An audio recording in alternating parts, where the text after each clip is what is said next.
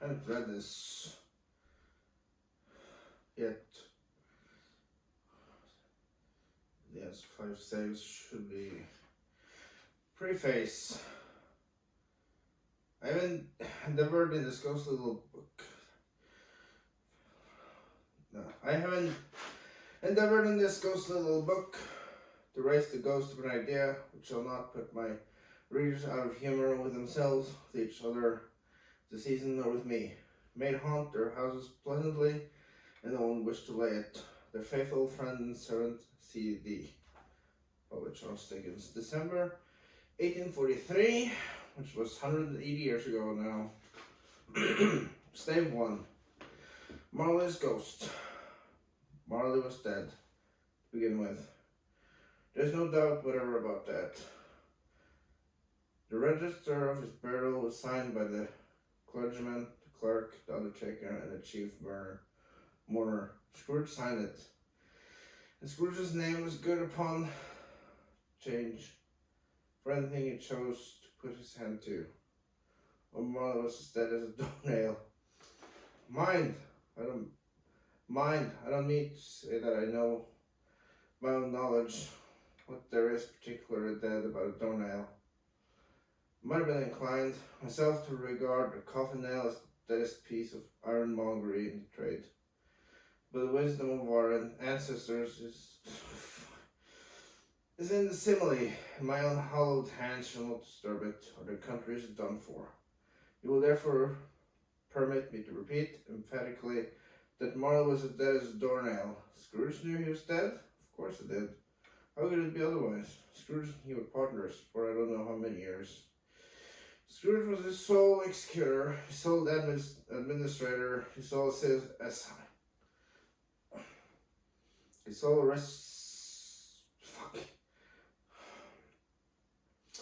residuary legate, his sole friend and sole mourner. And even Scrooge was not so dreadfully caught up by the sentiment,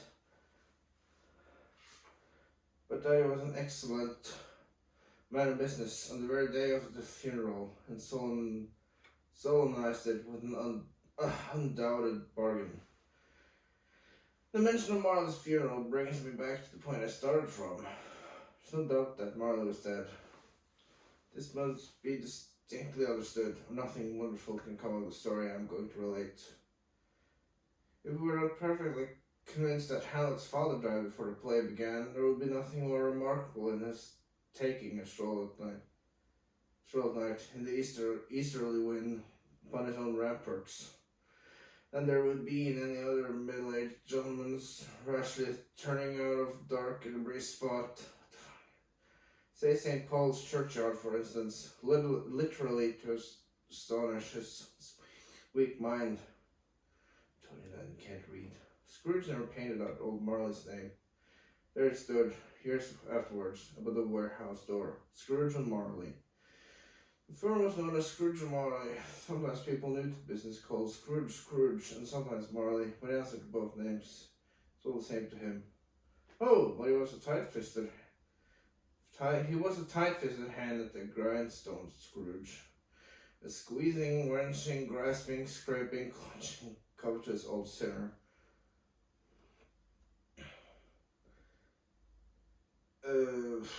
Hard and sharp as flint, for which no steel had ever struck out generous fire, secret and self-contained, and so and solitary as an oyster. The cold within him froze his old features, nipped his pointed nose, shrilled his cheek, stiffened his gait, made his eyes red, his thin lips blue, and spoke out shrewdly in his grating voice. A frosty rim was on his head, and on his eyebrows, and his wiry chin. He carried his own low temperature always about him. He iced his office in the dog days, and then thawed on 1 degree at Christmas. External heat and cold had little influence on Scrooge. No warmth could warm, no winter weather chill him.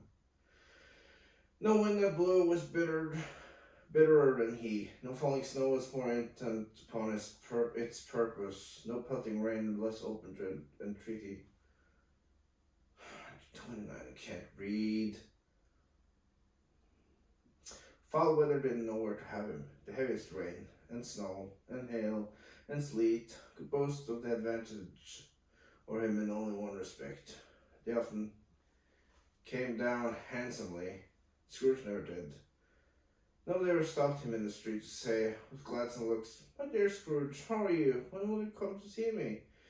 No beggars implored him to bestow a trifle. No children asked him what it was o'clock. No man or woman ever once in all his life inquired the way to such and such a place of Scrooge. Even blind men's dogs appeared to know him, and when they saw him coming on, would tug their owners in doorways and up courts, and then would wag their tails as though they said, "No eye at all is better than an evil eye, dark master."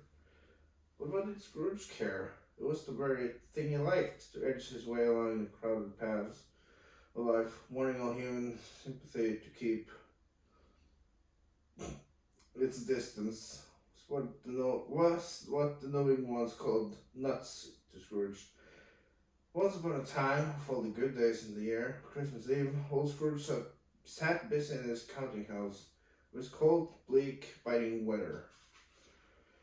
Foggy with the red page. And he could hear the people in the court outside go wheezing up and down, beating their hands upon their breasts and stamping their feet upon the pavement stones to warm them.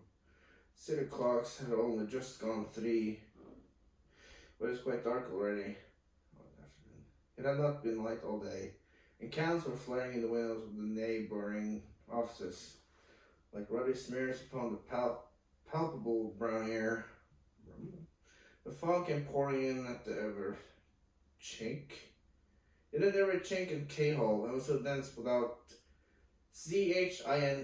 CHINK and keyhole, and was so dense without that although the quarters of the narrowest, the houses opposite were more mere phantoms. To see the dingy cloud come drooping down, obscuring everything, one might have thought that nature lived hard by, was brewing on a large scale. The door of Scrooge's counting house was open. It was open that he might keep his eye upon his clerk when a dismal little Selbion sort of tank was copying letters. Scrooge had a very small fire, but the clerk's fire was so very much smaller that it looked like one coal. But he couldn't replenish it, for Scrooge kept a coal box in his own room. So surely as the clerk came in with the shovel, the master predicted that it would be necessary for them to part. What? Wherefore the clerk put on his white comforter and tried to warm himself with the candle, in which effort, not being a man of strong imagination, he failed. "Merry Christmas, Uncle. Merry Christmas, Uncle. God save you," cried a cheerful voice. It was the voice of Scrooge's nephew, who came upon him so quickly that this was the first intimidation he had of his approach. "Bah!"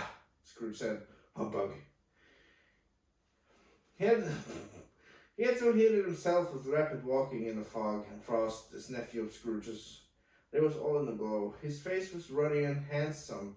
His eyes sparkled, and his breath smoked again. "Christmas a humbug, Uncle," said Scrooge's nephew. "You don't mean that, I'm sure." "I am sure I do," said Scrooge. "Merry Christmas. What right have you to be merry? What reason have you to be merry? You're poor enough." "Come then," returned the nephew gaily. "Gaily. What right have you to be dismal? What reason have you to be morose? You're rich enough." Scrooge, having no better answer ready on the spur of the moment, said "Bah!" again, and followed it with "Humbug." "Don't be cross, Uncle," said the nephew. "What else can I be?" returned the uncle. "When I live in such a world of fools as this." "Merry Christmas. On upon Merry Christmas. What's Christmas time to you but a time for paying bills without money? A time for finding yourself a year older, but an hour richer. A time for balancing your books and having every item in them. There are a round dozen of months presented dead against you. If I could have worked my will, said Scrooge indignantly, every idiot who goes up with Merry Christmas on his lips should be boiled with his own pudding and buried with a stake of hollow through his heart. He should. Uncle, pleaded the nephew. Nephew, returned Uncle sternly, keep Christmas in your own way. Let me keep it in mine. Keep it, repeated Scrooge's nephew, but you don't keep it. Let me leave it alone then, said Scrooge. Much good may it do you, much good it has ever done you. There are many things from which might have derived good, by which I have not profited, I dare say, returned the nephew. Christmas among the rest, but I'm sure I have always thought of Christmas time when it has come around, apart from the veneration due to its sacred name and origin, if anything belonging to it can be apart from that. As a good time, a kind, forgiving, charitable, pleasant time, the only time I know of in the long calendar of the year, when men and women seem to be on one consent to open their shut-up hearts freely, and to think of people below them as if they really were fellow passengers to the grave, and not another race of creatures bound on other journeys. Therefore, Uncle, though it has never pulled a scrap of gold or silver in my pocket, I believe that it has done me good and will do me good, and I say God bless it. The clerk in the tank involuntarily applauded, becoming immediately sensible of the impropriety. He poked the fire and extinguished the last frail spark forever. Let me hear another sound from you, said Scrooge, and you'll keep your Christmas by losing your situation. You're quite a powerful speaker, sir, he added, turning to his nephew. I wonder you don't go to Parliament. Don't be angry, Uncle. Come, down with us tomorrow. 2-morrow. Really is from 1984. Not 1843. Scrooge said he would see him. Yes, indeed he did. He went the whole length of the expression and said that he would see him in that extremity first. But why? Cried Scrooge's nephew. Why? Why did he get married? Said Scrooge. Because I fell in love. Because you fell in love, growled Scrooge, as if that were the only one thing in the world more ridiculous than a Merry Christmas. Good afternoon. Nay, Uncle. But you never come to see me before that happened. I give it a reason for not coming now. Good afternoon, said Scrooge. I want nothing from you. I ask nothing of you. Why can't we be friends? Good afternoon, said Scrooge. I am sorry, with all my heart, to find you so resolute. We have never had any quarrel to which I have been a party, but I have made a trial and homage Christmas, and I'll keep my Christmas humor to the last. So Merry Christmas, Uncle. Good afternoon, said Scrooge. And Happy New Year. Good afternoon, said Scrooge. That's like 5 times. 4. His nephew left the room without an angry word, notwithstanding. He stopped at the outer door to bestow the greeting of the season on the clerk, who, cold as he was warmer than Scrooge, for he returned him cordially. There's another fellow, muttered Scrooge, ordered him, a clerk with 15 shillings a week, and a wife and family, talking about a Merry Christmas, all retired to Bedlam. This lunatic, in letting Scrooge's nephew out, let 2 other people in. They were portly gentlemen, isn't that another fancy word for fat? Pleasant to behold, now stood, with their hats off, in Scrooge's office. They had books and papers in their hands, and bowed to him. Scrooge Marley's, I believe, said one of the gentlemen, referring to his list. Have I the pleasure of addressing Mr. Scrooge or Mr. Marley? Mr. Marley has been dead for these. Mr. Marley has been dead these 7 years, Scrooge replied. He died 7 years ago, this very night. We have no doubt his liberty is well represented by his surviving partner, said the gentleman, presenting his credentials. Certainly was, for he had been 2 kindred spirits. At the omnious word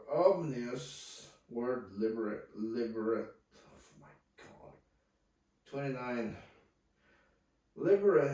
Liberality. Scrooge frowned and shook his head and handed the credentials back. "At this festive season of the year, Mr. Scrooge," said the gentleman, taking up a pen, "it is more than usually desirable that we should make some slight provisions for the poor and destitute who suffer greatly at the present time. Many thousands are in want of common necessaries. Hundreds of thousands are in want of common comfort, sir." "Are there no prisons?" asked Scrooge. "Plenty of prisons," said the gentleman, laying down the pen again. "And the union workhouses?" demanded Scrooge. "Are they still in operation?" They are still," returned the gentleman. "I wish I could say they were not." "The treadmill and the poor law are in full vigour, then?" said Scrooge. "Both very busy, sir." "Oh, I was afraid from what you said at first that something had occurred to stop them in their usual course," said Scrooge. "I'm very glad to hear it." Under the impression that there were scarcely furnished Christian chair of mind or body to the multitude, returned the gentleman, "a few of us are endeavouring to raise funds to buy the poor some meat and drink and means of warmth. We chose this time because it is a time of all others when want is keenly felt and abundance rejoices. What shall I put you down for?" "Nothing," Scrooge replied. "You wish to be anonymous?" "I wish to be left alone," said Scrooge. "Since you ask me what I wish, gentlemen, this is my answer. I don't make merry myself at Christmas, and I can't afford to make other people merry. I help to support the establishments I mentioned. They cost enough, and those who are badly off must go there. Many can't go there, and many would rather die." What is the next? 9. "If they would rather die," said Scrooge, "they had better do it, and decrease the surplus population. Besides, excuse me, I don't know that." "But you might know it," observed the gentleman. "It's not my business," Scrooge returned. "It's enough for a man to understand his own business and not to interfere with other people's. Mine occupies me constantly. Good afternoon, gentlemen." Some words are split up, so it starts one side and continues on the next. It's hard to read. Seeing clearly that it would be useful to pursue their point, the gentleman withdrew. Scrooge resumed his labors with an improved opinion of himself and in a more facetious temper than was usual with him. Meanwhile, the foggy darkness thickened so that people ran about with flaring lamps, preferring their servants to go before horses and carriages and conduct them on their way. The ancient tower of a church, whose gruff old bell was always peeping slyly down the Scrooge out of a Gothic window in the wall, became invisible, and struck the hours and quarters in the clouds with tremulous vibrations of the words, as if its teeth were chattering its frozen head up there. The cold became intense. In the main street, at the corner of the court, some labourers were repairing the gas pipes, and had lighted a great fire in a brazier, round which a party of ragged men and boys were gathered, warming their hands and winking their eyes before the blaze in rupture. The water plug, being left in solitude, its overflowing sullenly congealed and turned to misanthropic ice. The brightness of the shops with holly sprigs and berries crackled in the lamp heat of the windows, made pale faces ruddy as they passed.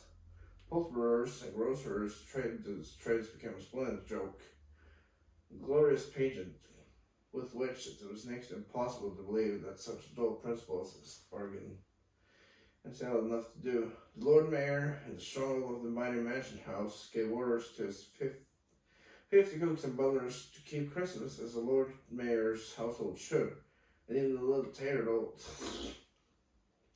tailor, whom he had fined 5 shillings on the previous Monday for being drunk and bloodthirsty in the streets, stirred up 2 morrows pudding in his garret, while his lean wife and the baby sallied out to buy the beef, foggier yet and colder, piercing, searching, biting cold. The good Saint Dunstan had but nipped The evil spirit knows with a touch of such weather as that, instead of using his familiar weapons, then indeed he would have roared to lusty purpose. No one of the ones scanty young nose, gnawed and mumbled by the hungry cold as bones were gnawed by dogs, stooped down at Scrooge's keel to regale him the Christmas carol, but at the first sound of "God bless you, merry gentlemen, may nothing you dismay," Scrooge seized the ruler with such energy of action that the singer fled in terror, leaving the keel to the fog. Any more congenial frost. Big word. Big words everywhere. At length, the hour of shutting up the counting house arrived. With an elbow, Scrooge dismounted. On his stool, and tacitly admitted the fact to the expectant clerk. The tank, who instantly snuffed his candle out and put his hat on. "You want all day tomorrow, I suppose," said Scrooge. "It's quite convenient, sir." "It's not convenient," said Scrooge. "It's not fair. If I was to stop half-a-crown for it, you'd think yourself ill-used, I'll be bound." The clerk smiled faintly. "And yet," said Scrooge, you don't think me ill-used when I pay a day's wages for the work?" The clerk observed that it was only once a year. A poor excuse for picking a man's pocket over the 25th of December, said Scrooge, buttoning his great coat to the chin. "But his post must have the whole day. But be here all there the next morning." The clerk promised that he would, and Scrooge walked out with a growl. Bob was close to the twinkling, and the clerk, with the long ends of his white comforter dangling below his waist, but he boasted no greatcoat, went down a slide on the corner at the end of the lane of boys 20 times in honor of its being Christmas Eve, and then ran home to Camden Town as hard as he could pelt, play blind man's bluff. Scrooge took his melancholy dinner in his usual melancholy tavern. That's new. And having read all the newspapers, beguiled the rest of the evening with his banker's book, went home to bed. He lived in the chambers which had once belonged to his deceased partner. They were a gloomy suite of rooms and a lowering pile of buildings up a yard, where it had so little business to be that one could scarcely help fancying it must have run there when it was a young house, playing at hide and seek with other houses and forgotten the way out again. It was old enough now, and dreary enough, for nobody lived in it but Scrooge, the other rooms being all that out his offices. Really. The yard was so dark that even Scrooge, who knew its every stone, was faint to grope with his hands. The fog and frost so hung about the black old gateway of the house that it seemed as if the genius of the weather sat in mournful meditation on the threshold. Now, it is a fact that there was nothing at all particular about the knocker on the door, except that it was very large. It was also a fact that Scrooge had seen it night and morning during his whole residence in that place. Also that Scrooge had as little of what is called fancy about him as many men in the city of London, he including, which is a bold word, the corporation, aldermen, and livery. Let it also be borne with the again in mind that Scrooge had not bestowed one thought on Marley since his last mention of his 7 years his dead partner at that afternoon. Then let any man explain to me, if he can, how it happened that Scrooge, having his key in the lock of the door, saw the knocker with it undergoing his key in the lock of the door, saw in the knocker without its undergoing any intermediate process of change, not in the knocker, but Marley's face. Marley's face. It's not in. God. It was not in. Merry Christmas. It was not in the impenetrable shadow as the other objects in the yard were, but had a dismal line about it, like a bad lobster in the dark cellar. It was not angry or ferocious, but looked at Scrooge as Marley used to look. Ghostly spectacles turned up on his ghostly forehead. The hair was curiously stirred, as if by breath or hot air, and, though the eyes were wide open, they were perfectly motionless. That and its livid color made it horrible, but its horror seemed to be in spite of the fact face and beyond its control rather than a part of its own expression. Scrooge looked fixedly at this phenomenon. It was a knocker again. To say that he was not startled, or that his blood was not conscious of the terrible sensation to which it had been a stranger from infancy, would be untrue. But he put his hand upon the key he had relinquished, turned it sturdily, walked in, and lighted his candle. He did pause, with a moment's irresolution, where he shut the door, and he did look cautiously behind it first, as if he half expected to be terrified with the sight of Parley's.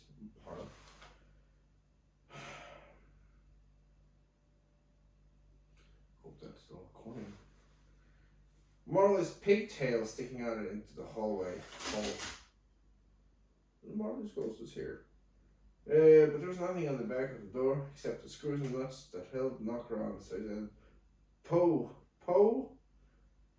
P-O-O-H, twice, like Winnie the Pooh, Poe. Closed it with a bang. The sound resounded through the house like thunder. Every room above and every cask in the wine merchant's cellars below appeared to have a separate peal of echoes of its own. Scrooge was not a man to be frightened by echoes. He fastened the door, walked across the hall, and up the stairs, slowly too, trimming his candle as he went. You may talk vaguely about driving a coach and six up a good old flight of stairs through a bad young Act of Parliament, but I mean to say you might have got a hearse up that staircase and taken it broadwise with the splinter bars towards the wall and the door towards the balustrades. Done it easy. There was plenty of width for that and room to spare, which is perhaps the reason why Scrooge thought he saw locomotive heard going on before him in the gloom. Half a dozen gas lamps out of the streets, wouldn't have lighted the entry too well, so you may suppose that it was pretty dark with Scrooge's dip. Up Scrooge went, not carrying a button for that. Darkness is cheap, and Scrooge liked it. But before he shut his heavy door, he walked through his rooms to see that all was right. He had just enough recollection of the face to decide to do that. Sitting room, bedroom, lumber room, all as it should be. Nobody under the table, nobody under the sofa. Small fire in the grate, spoon and basin ready, and the little saucepan of gruel, Scrooge had the cold in his head, upon the hob. Nobody under the bed, nobody in the closet, nobody in his dressing gown, which was hanging up in a suspicious attitude against the wall. Lumber room as usual, old fireguard, old shoes, 2 fish baskets, 1 hanging stand on 3 legs, and a poker. Quite satisfied, he closed his door and locked himself in.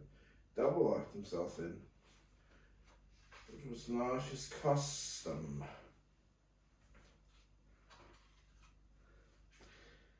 Thus, secured against surprise, he took off his cravat, put on his dressing gown and slippers, and his nightcap, and sat down before the fire to take his gruel. It was a very low fire indeed, nothing on such a bitter night. He was obliged to sit close to it and brood over it before he could extract the least sensation of warmth from such a handful of fuel. Fireplace was an old one, built by some Dutch merchant long ago, paved all around with quaint Dutch tiles. Designed to illustrate the scriptures, the Cain's and Abel's, Pharaoh's daughters, queens of Sheba, angelic messengers descending through the air in clouds like feather beds, Abraham's, Belshazzar's, apostles putting off to sea in butter boats, hundreds of figures to attract his thoughts, yet that face of Marley, 7 years dead, came like the ancient prophet's rod, swallowed up the whole. Each smooth tile had been a blank at first, with the power to shape some picture on the surface of the disjointed fragments of his thoughts. There would have been a copy of old Marley's head on every one. Humbug, said Scrooge, and walked across the room. After several turns, he sat down again. As he threw his head back in the chair, he glanced happened to rest upon a bell, a disused bell that hung in the room, communicated for some purpose.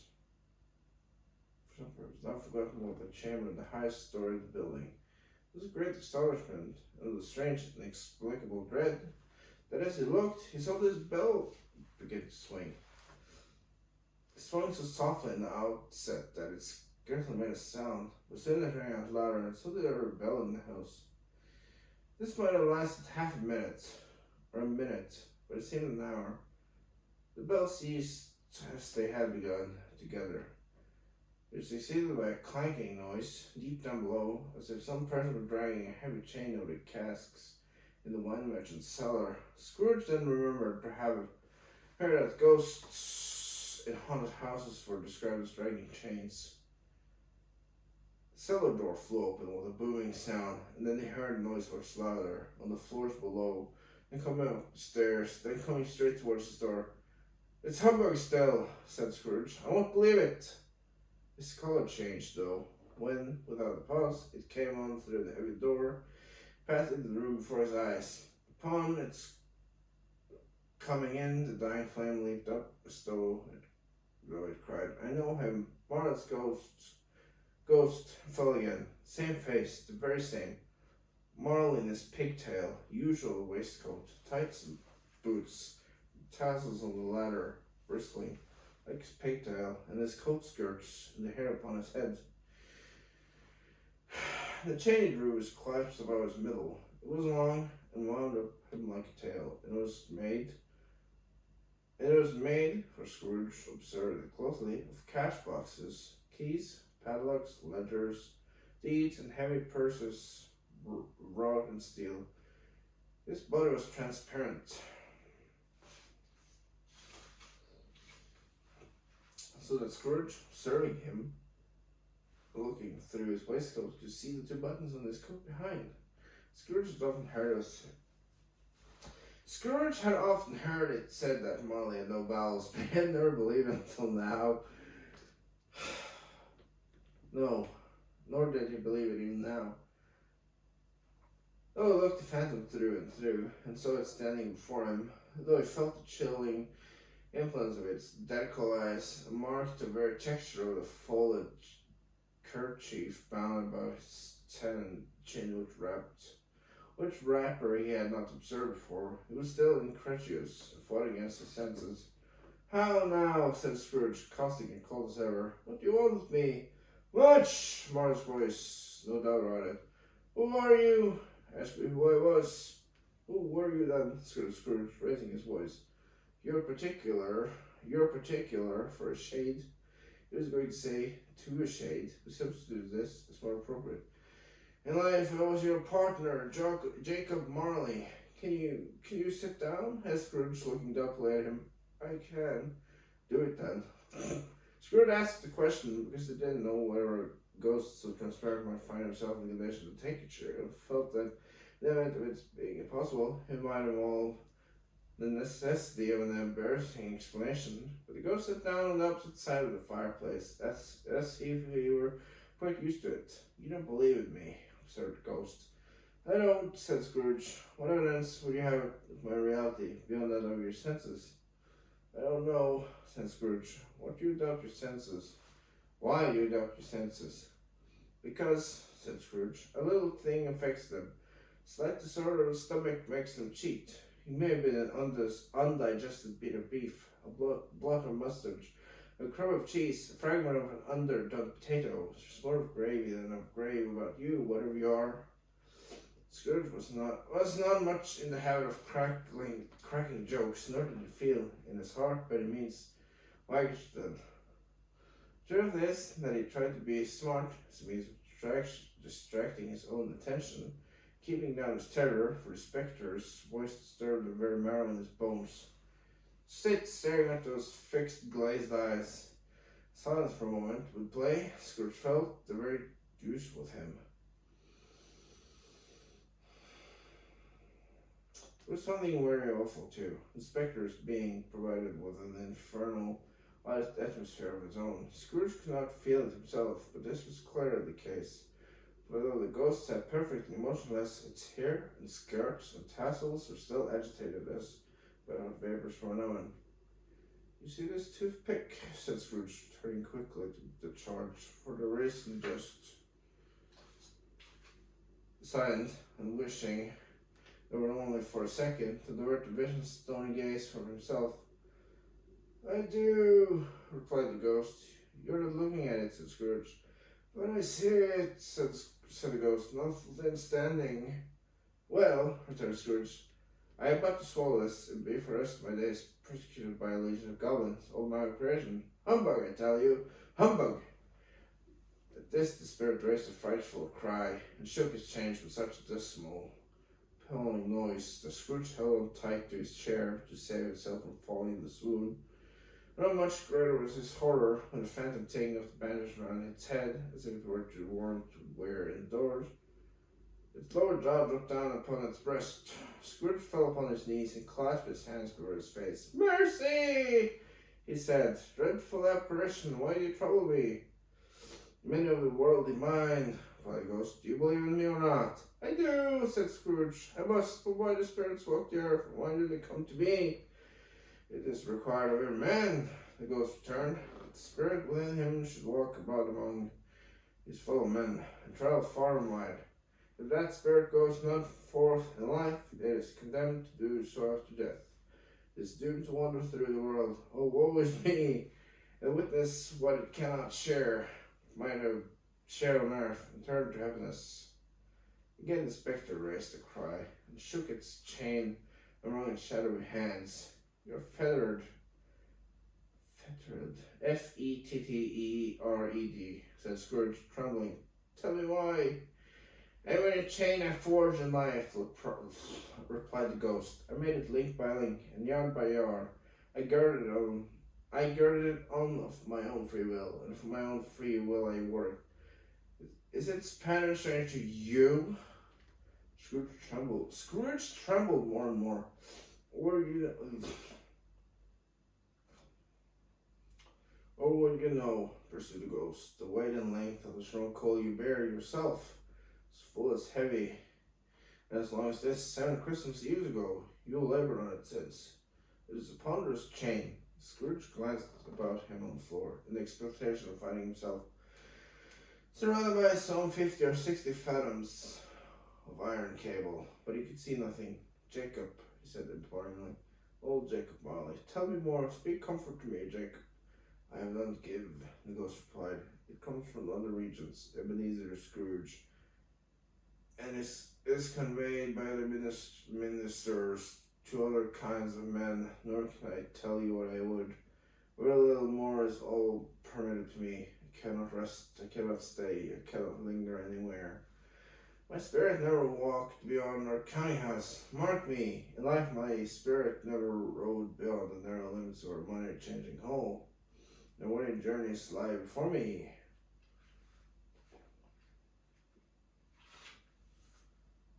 Look at the picture here. Oh my.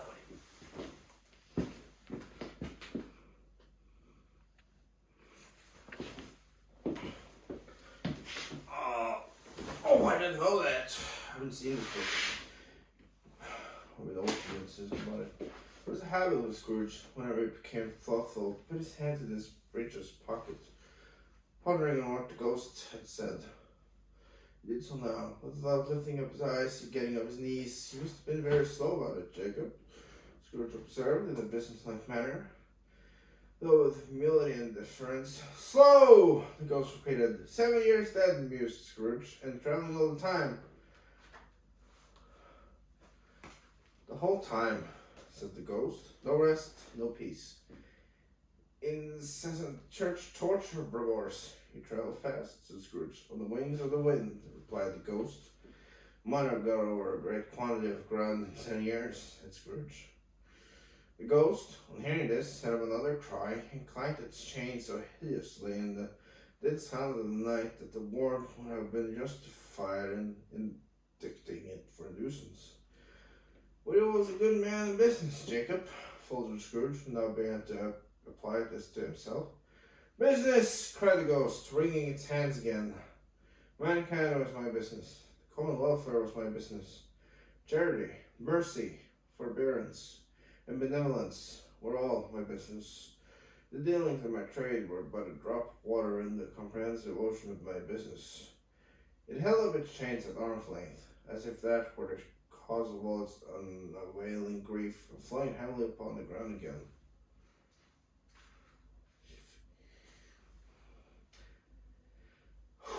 At this time of the rolling year, the spectre said, I suffer most. Why did I walk through crowds of fellow beings with my eyes turned down, and then raised them to the blessed star which led the wise men to the poor abode? To a poor abode, where there are no poor homes to which its light would have conducted me. Scrooge was very much dismayed to hear the spectre going on at this rate, and began to quake exceedingly. Hear me, cried the ghost, my time is nearly gone. I will, said Scrooge, but don't be hard upon me. Don't be flowery, Jacob. Pray.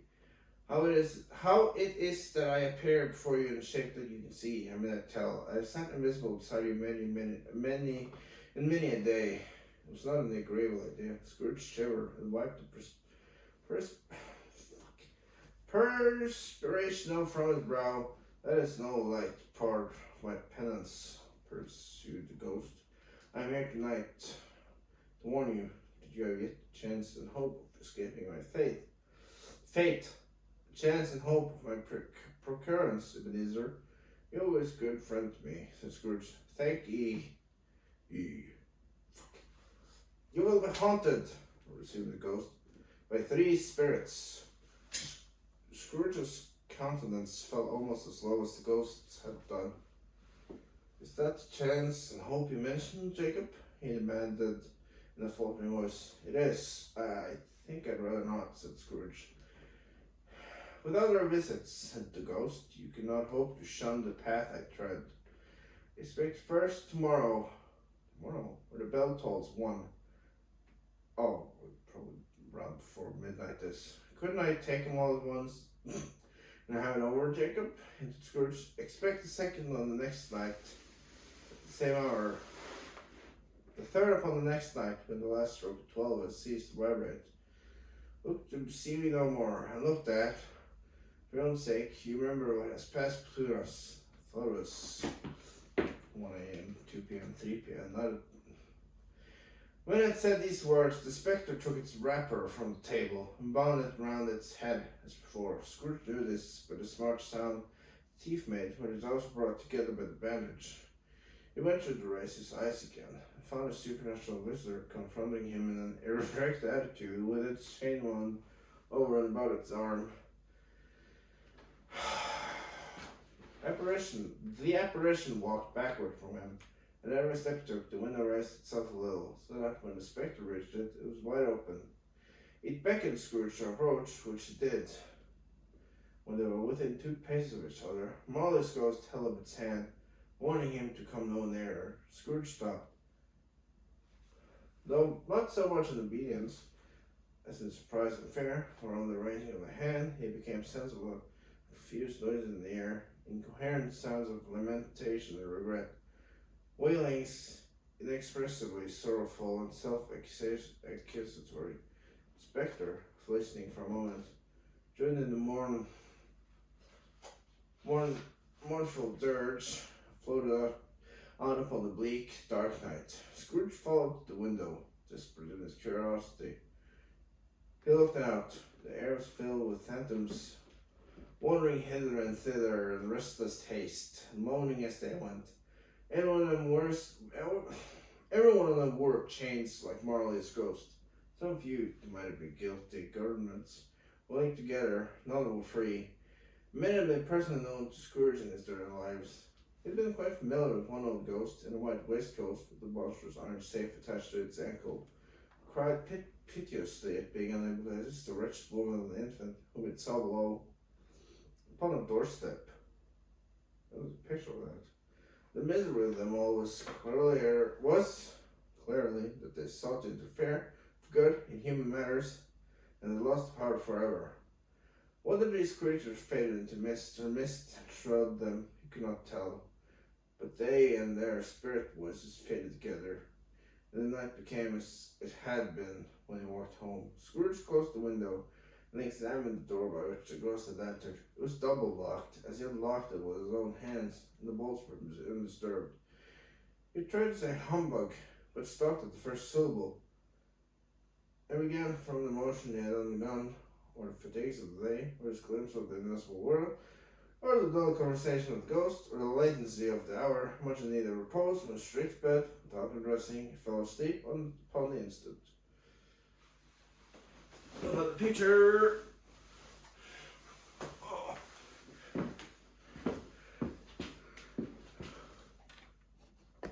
Let's see if we're still recording.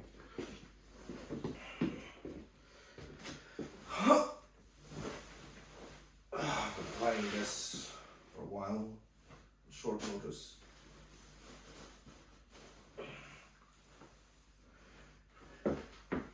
Suddenly, it was time to record. Stave 2, the first of 3 spirits. Thanks.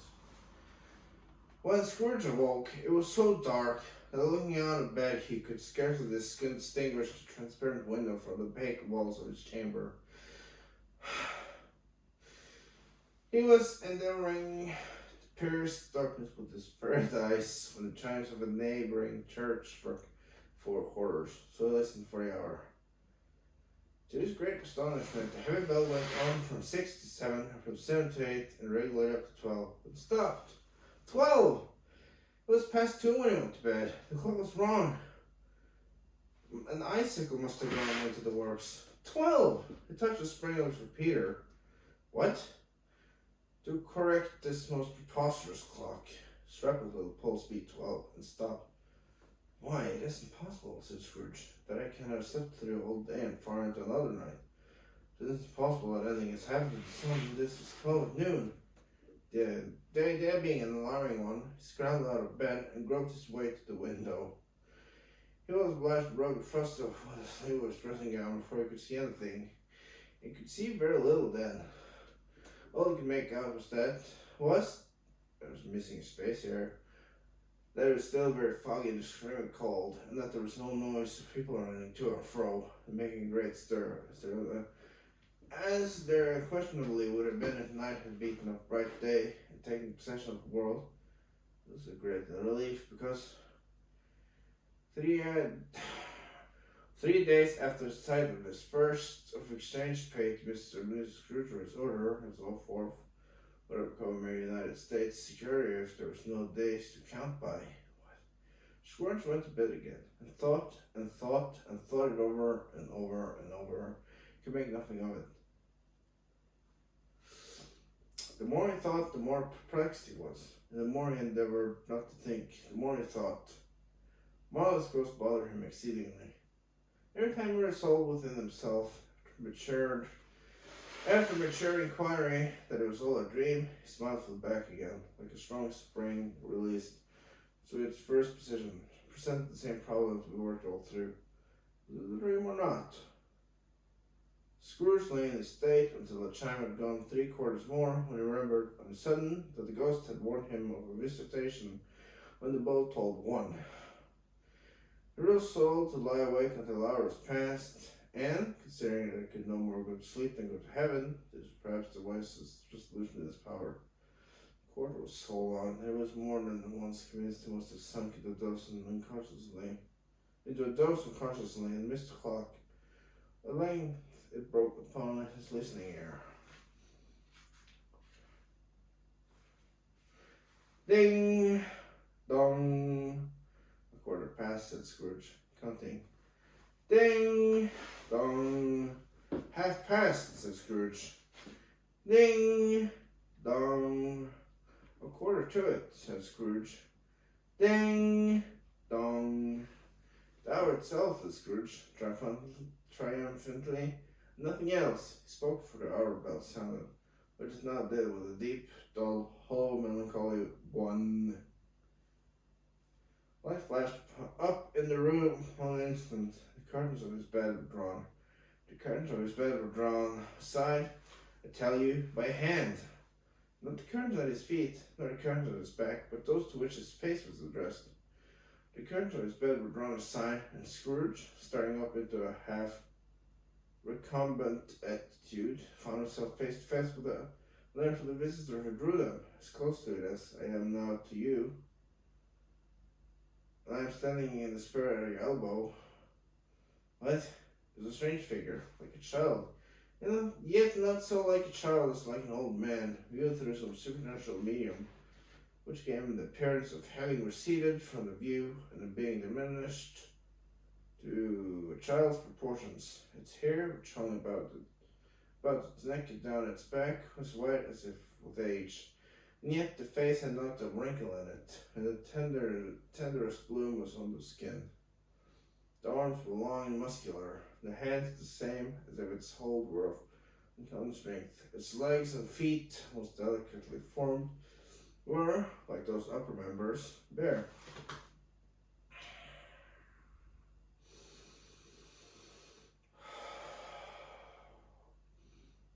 Probably make the book shorter if you didn't use shorter words.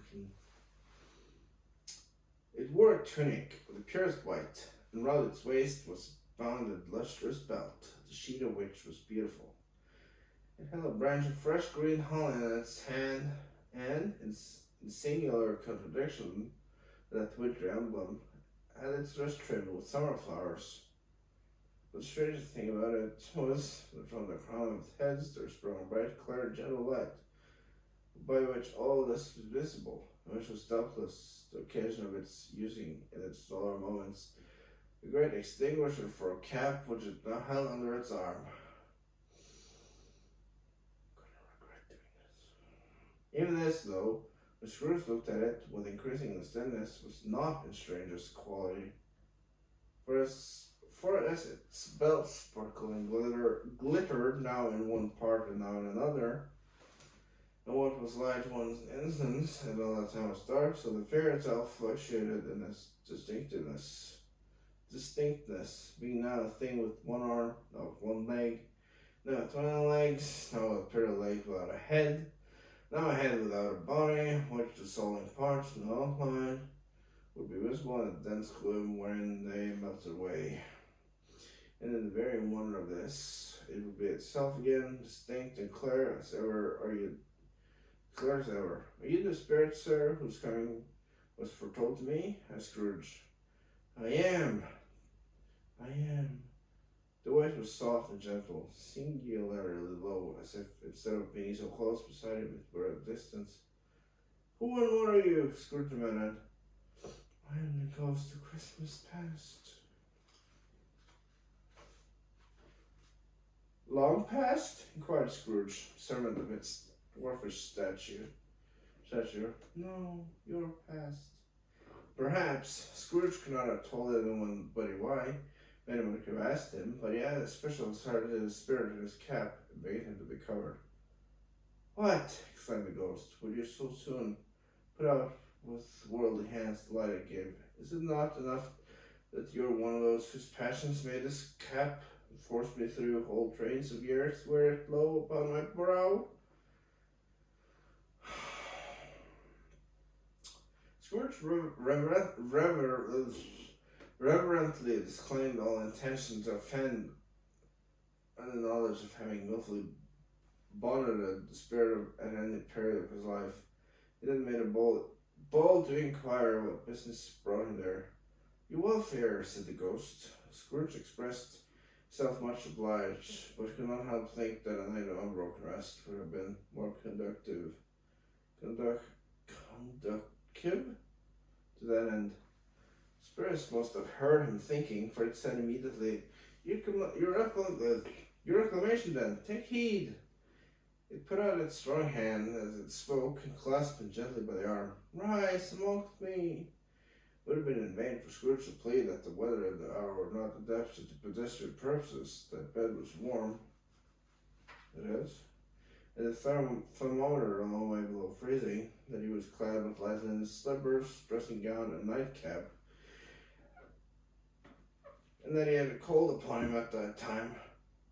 The grasp, though gentle as a woman's hand, was not to be resisted. He rose, finding that the spirit made towards the window, clasped his robe in supplication. I am immortal, Scrooge remonstrated, never dead before, and liable to fall. Bear but a touch of my hand. There, said the spirit, laying it upon his heart, and you should be upheld in more than this. As the words were spoken, they passed through the wall and stood upon an open country road with fields on either hand. The city had entirely vanished. Not a vestige of it was to be seen.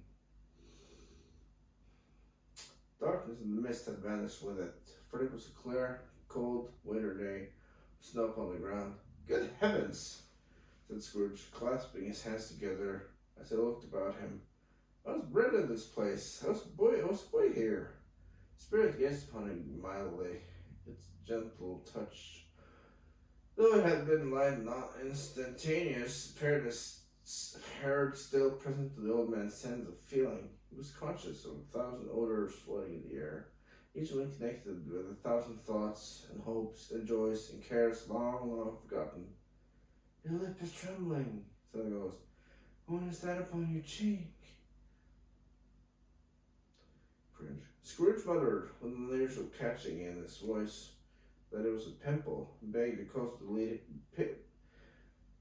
Scrooge muttered, with an unusual catching in his voice, that it was a pimple, and begged the ghost to lead him where it would. Terry,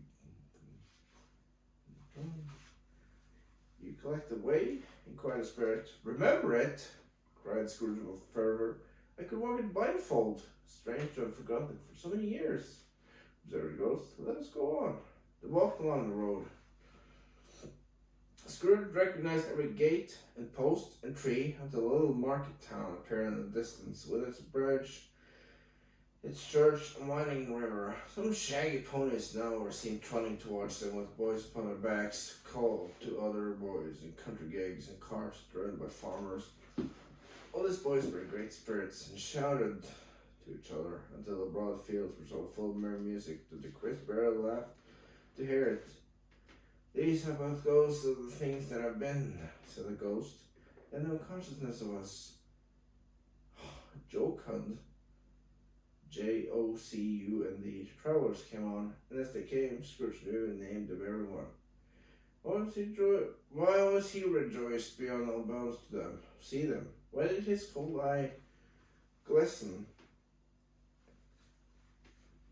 and his heart leap up as they went past? Why was he filled with gladness when he heard them give each other Merry Christmas?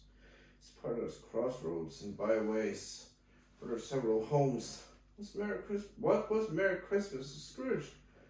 What upon Merry Christmas? What good had it ever done to him? The school is not quite deserted, said the ghost. A solitary child, neglected by his friends, is left there still. Scrooge said it's...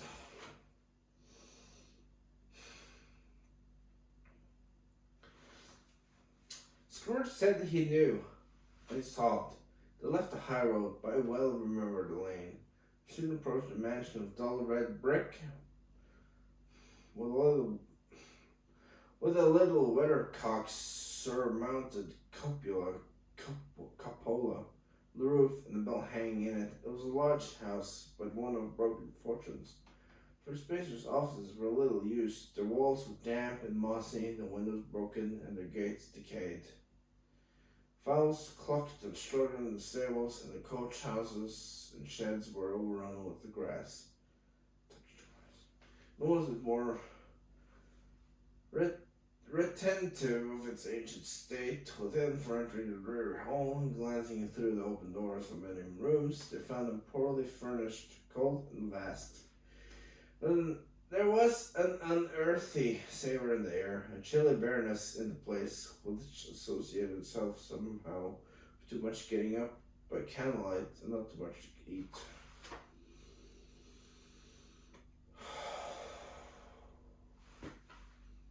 They went, the ghost and Scrooge, across the hall to the door to the back of the house. It opened for them, and disclosed a long, bare, melancholy room, made barer still by lines of plain deal forms and desks. At one of these, a lonely boy was reading near a feeble fire, and Scrooge sat down upon a form, wept to see his poor, forgotten self as he used to be.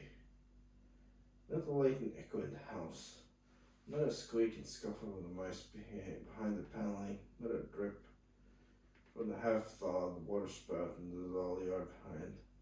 Not a sign among the leafless boughs of one of the despondent poplar. Not a swinging on an empty storehouse door. No, not a clicking in the fire.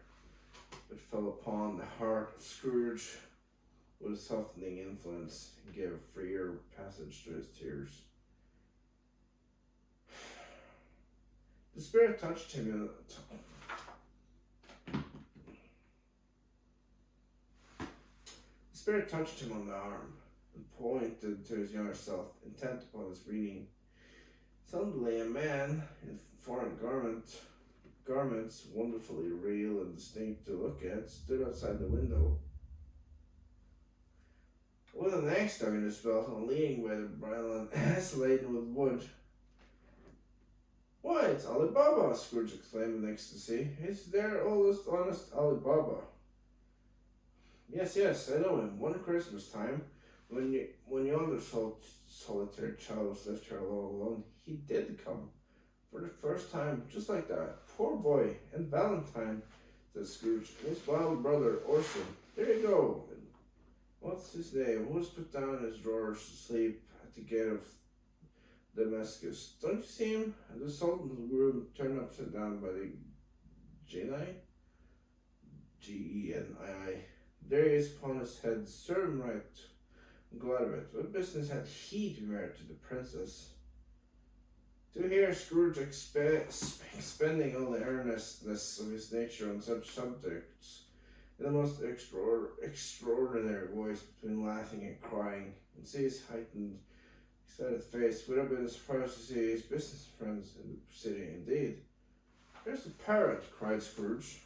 Green bunny yellow tail, with a thing like a lettuce growing out of the top of his head. There he is, poor Robin Crusoe, he called him. When he came home after sailing on the island. Poor Robin Crusoe, where have you been, Robin Crusoe? The man thought he was dreaming. No idea my name was in here. But he wasn't. It was the parrot, you know. Here was Friday, running for his life, to the little creek. Hello, hoop, hello. Then with the rapidity of transition very formed his usual character, he said, in pity for himself, poor boy, and cried again. I wish, Scrooge muttered, putting his hands in his pocket. Looked about him, drawing his eyes with his cuff, but it's too late now. What is the matter? Asked the spirit. Nothing, Scrooge said Scrooge. Nothing. There was a boy singing a Christmas carol at my door last night. I should like to have given him something, that's all.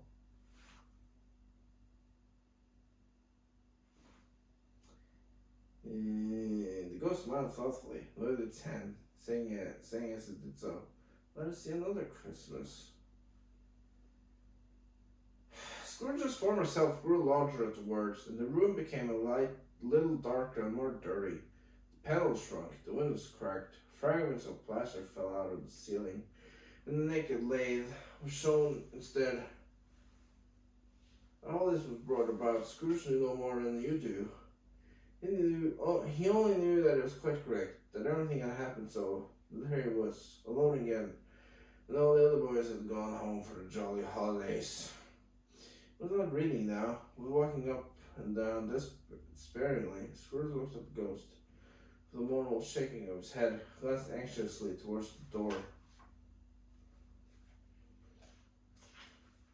It opened, and a little girl, much younger than the boy, came darting in, putting her arms about his neck, and often kissing him, addressing him as her dear brother. I have come to bring you home, dear brother, said the child, clapping her tiny hands and bending down to laugh.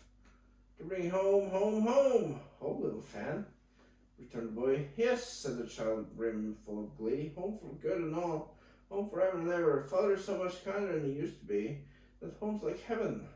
He spoke so gently to me, and one day night when I was going to bed, that I was not afraid to ask him once more if he might come home, and he said, yes, you should, and send me in a coat to bring you, and you're to be a man, said the child, opening her eyes, and never to come back here, but first we're to be together all the Christmas long, And they had the merriest time in all the world. You're quite a woman, little fan, exclaimed the boy. She clapped her hands and laughed, and tried to touch his head. Being too little, laughed again, and stood on tiptoe to embrace him. Then she began to drag him, in her childless eagerness, towards the door, and he, nothing loth to go, accompanied her. A terrible voice in the hall cried, "Bring down Master Scrooge's box! Master Scrooge's box! There!"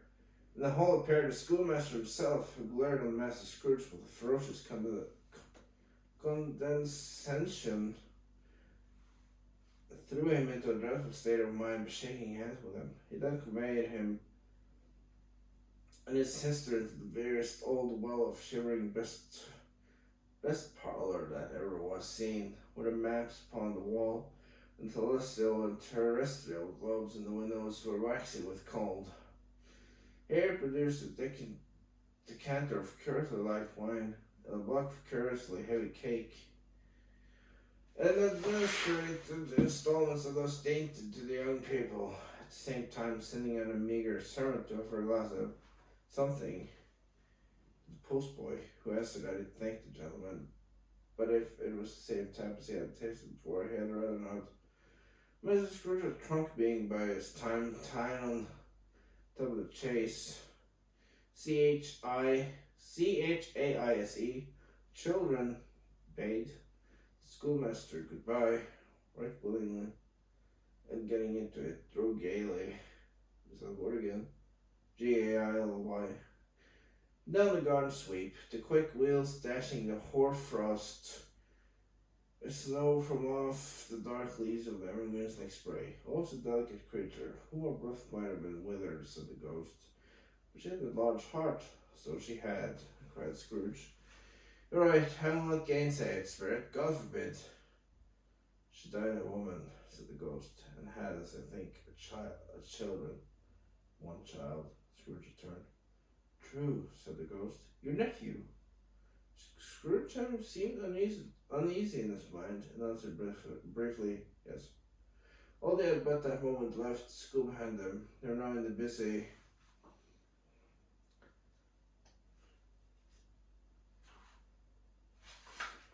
thoroughfares of the city, with shadowy passengers passed and repassed, with shadowy carts and coaches battled for the way, and all the strife and tumult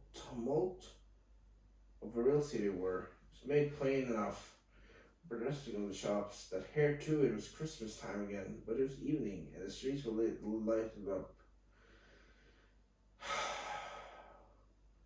The ghost stopped at a certain warehouse door, and asked Scrooge if he knew it. Know it, said Scrooge. Was I apprenticed here? They went in. At sight of an old gentleman in a Welsh wig, sitting behind such a high desk that if he had been 2 inches taller must have knocked his head against the ceiling, Scrooge cried in great excitement, Why, it's old Fezziwig! Bless his heart, it's Fezziwig alive again! Old Fezziwig laid down his pen and looked up at the clock, which pointed to the hour of 7. He rubbed his hands, just his capacious waistcoat, laughed all over himself, from his shoes to his organ of benevolence, and called out in a comfortable, oily, rich, fat, jovial voice, Yoo-hoo, there's Ebenezer, Dick! Scrooge's former self, now grown a young man, came briskly in, accompanied by his fellow apprentice. Dick Wilkins, to be sure, said Scrooge to the ghost. Bless me, yes, there he is. He was very much attached to me, was Dick. Poor Dick, there. Yo-ho, me boys, said Fezziwig. No more work tonight. Christmas Eve, Dick. Christmas Eve, Ebenezer. Hey, let's have the shutters up, cried old Fezziwig with a sharp claw of his hands. Before a man can say Jack Robinson. You wouldn't believe how those two fellows were at it. They charged into the street with the shutters. 1, 2, 3. Had them up in their places. 4, 5, 6. Barred them and pinned them. 7, 8, 9. And came back before you could have gotten 12. Panting like racehorses. Hilly-ho! Cried old Fezziwig, skipping down from the high desk with wonderful agility. Clear away, my lads, and let's have lots of room here. Billy ho, Dick. Cheer up, Ebenezer. Clear away. There was nothing they wouldn't have cleared away and couldn't have cleared away with old Fezzik looking on. It's done in a minute.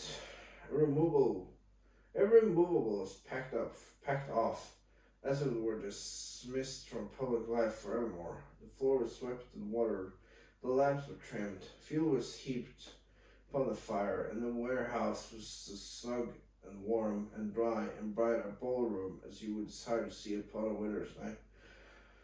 I wonder how many times the word "and" is used in here.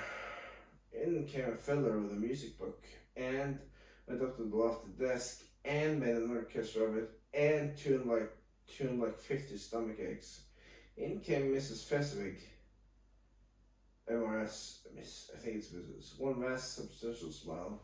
In came 3 Miss Fezziwigs, beaming lovable. In came the 6 young followers whose heart they broke. In came all the young men and women employed in the business. In came the housemaids.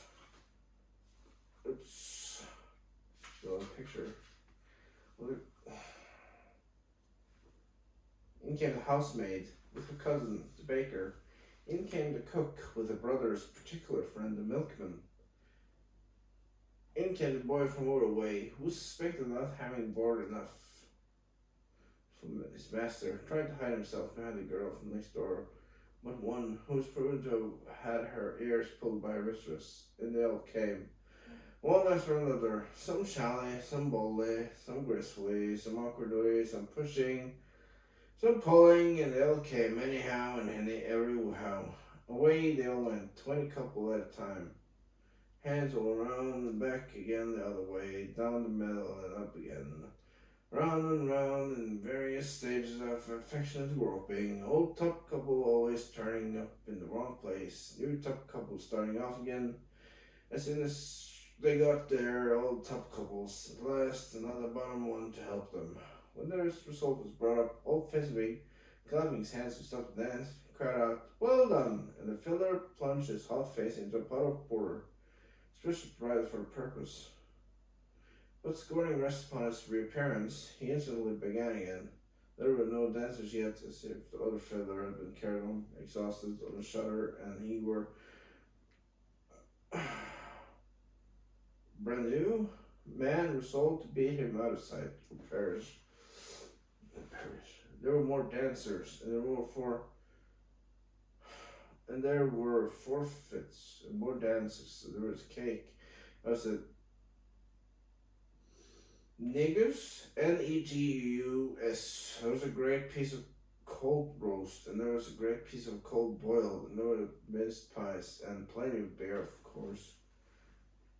The great effect of the evening came after roast and boil, when the fiddler, an artful dog, mind, the sort of man who knew his business better than you or I could have told it him, struck up Sir Roger de Coverley. Then old Fezzik stood out dancing with Mrs. Fezzik. Top couple, 2, with a good stiff piece of work cut out for them, 3 or 4 and 20 pair of partners. People were not to be trifled with. People who would dance and had no notion of walking. But if they had been twice as many, 4 times, old Fezzik would have been a match for them, and so would Mrs. Fezzik. As to her, she was worthy of his partner in every sense of the term. But that's not high price. Tell me higher, and I'll use it. Positive light appeared to issue from Fezziwigs' calves, shown every part of the dance like moons. Could not predict it at any given time what would become of them next. When old Fezzik and Mrs. Fezzik had gone all through the dance, advance and retire, both hands to your partner, bowing courtesy, corkscrew, thread the needle, and back again to your place. Fezzik cut so deftly that he appeared to wink with his legs, came upon his feet again without a stagger. When the clock struck 11, this domestic ball broke up. Mr. and Mrs. Fezzik took their stations, one on either side of the door, and shaking hands with their person individually as he or her she went out, wishing him or her a Merry Christmas. When everybody had retired but the 2 apprentices, they did the same to them. Thus the cheerful voices died away, and the lads were left at their beds, which were under a counter in the back shop. During the whole of this time, Scrooge had acted like a man on his wits. He saw that Soul were in the scene, and with his former self, he corroborated everything, remembered everything, enjoyed everything, and underwent the stranger's agitation. Well, it was not until now, when the bright face of his former self and Dick were turned from them, that he remembered the ghost, conscious that he was looking full upon him, while the light upon its head burned very clear.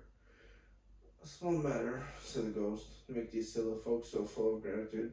Small, echoed Scrooge. Spirit signed to him to listen to the two princes, who were pouring out their hearts in praise of Fizbig, and when he had done so, said, "Why, is it not? It's spent but a few pounds of your mortal money, 3 or 4 perhaps. Is that so much to deserve this praise?" "It isn't that," said Scrooge, heated by the remark, and speaking unconsciously like his former, not his latter self. "It isn't that, Spirit. He has the power to render us happy or unhappy. Make our you see my face. To make our service light or burdensome, pleasure or toil. Say that is paralyzed the world and looks things so slight and insignificant that it is impossible to add and count them up. What then? The happiness he gives is quite as great as if it cost a fortune." He felt the Spirit's glance and stopped. There's a picture here too of a couple dancing. Oh.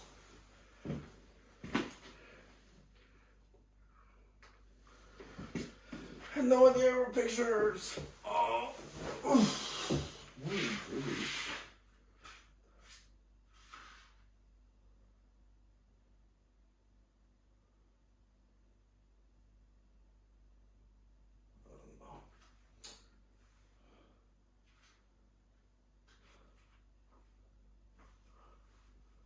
Do this again. I'm gonna get a better light. "What's the matter?" asked the ghost. "Nothing particular," said Scrooge. "Something, I think?" the ghost insisted. "No," said Scrooge. "No, I should like to be able to say a word or two to my clerk just now. That's all." His former self turned down the lamps as he gave utterances to the wish, and Scrooge and the ghost again stood side by side in open air.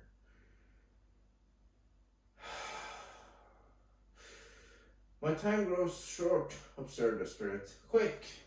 This was not addressed to Scrooge or to anyone whom he could see, but it produced an immediate effect. For again Scrooge saw himself. He was older now, a man in the prime of life.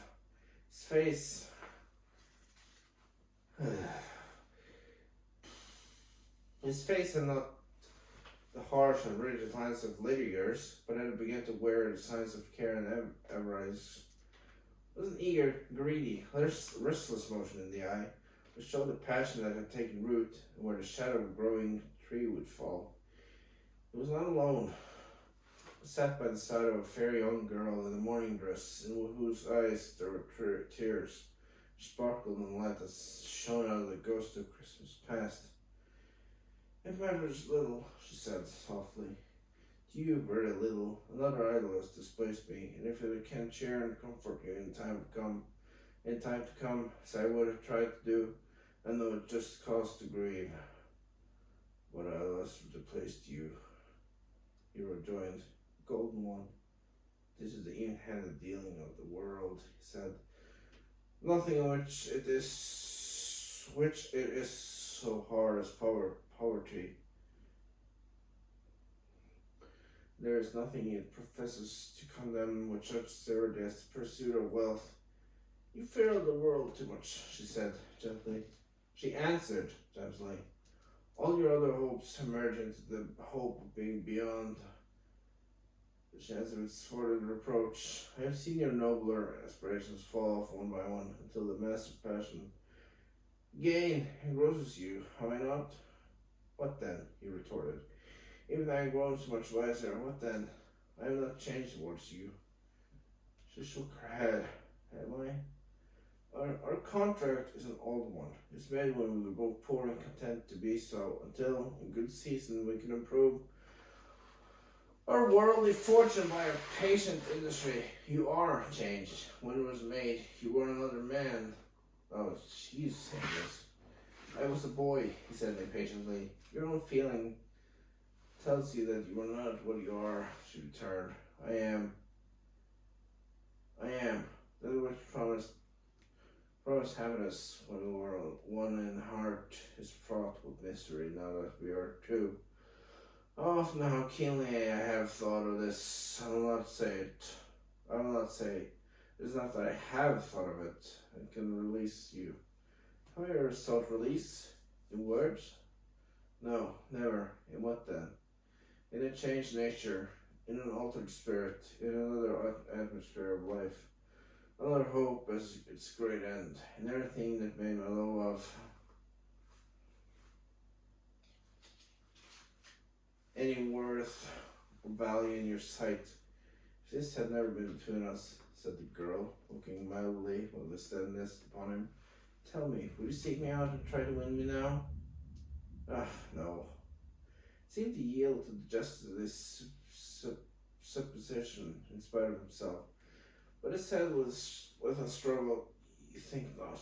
I would gladly think otherwise if I could, she answered. Heaven knows, but I have learned a truth like this, and how strong and irresistible it must be. But if you were free today, tomorrow, yesterday, inalienably that you would choose a dowerless girl, you who, in your very confidence with her, weigh everything by gain, choosing her, if for a moment you were false enough to your one guiding principle to do so. Do I not know what your repentance and regret would surely follow? Repentance, I do, when I release you with a full heart, full love of him you once were. He was able to speak, but with her head turned from him, she resumed, you may, the memory of what is past, have, making of you ill. A pain in this, a very, very brief time. And then you will dismiss the recollection of it gladly as an unprofitable dream, for which it happened while that you awoke. Maybe happy in the life you had chosen. She left him and they parted. Spirit, said Scrooge, show me no more. Conduct me home. Why do you like to torture me? One shadow more, exclaimed the ghost. No more, cried Scrooge. No more. I can't wish to see it. Show me no more. But the relentless ghost pinioned him in both his arms and forced him to observe what happened next. There were another scene in place, a room, not very large or handsome, but full of comfort. Netted the winter fire sat a beautiful young girl. So like the last, that Scrooge believed it was the same until he saw her. Now a comely matron sitting opposite her daughter. But there were more children there, and Scrooge in his agitated state of mind could count. And, unlike the celebrated herd in the poem, not 40 children conducting itself like one, but every child conducted itself like 40. Consequences were uproarious beyond belief, but no one seemed to care. On the contrary, the mother and daughter laughed heartily, enjoyed it very much, and the latter soon beginning to mingle in the sports got pillaged by the young brigands most ruthlessly. What I would never given to be one of them, though I never could have been so rude. No, I wouldn't for the wealth of all the world. I crushed that braided hair and torn it down, and for the precious little shoe I wouldn't have plucked it off. God bless my soul, to save my life, to measure her waist in sport as they did, all the young brood. Couldn't have done it. I should have expected my arm to have grown around it for punishment, and never come straight again. And yet I should have dearly liked, I own, to touch her lips.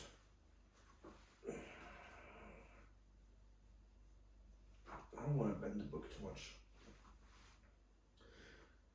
Touched her lips. Stir questioned her that she might have opened them to have looked upon the lashes for downcast eyes, and never raised a blush to have let loose weight of hair, an inch of which would a big keepsake beyond price. In short, I should have liked, I do confess, to have had the lightest as a child, and yet to have been man enough to know its value.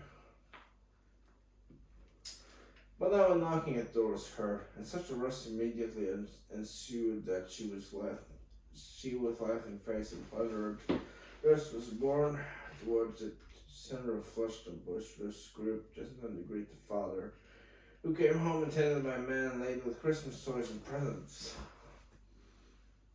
Then the shouting and the strolling, and also order was made on the defenseless porter.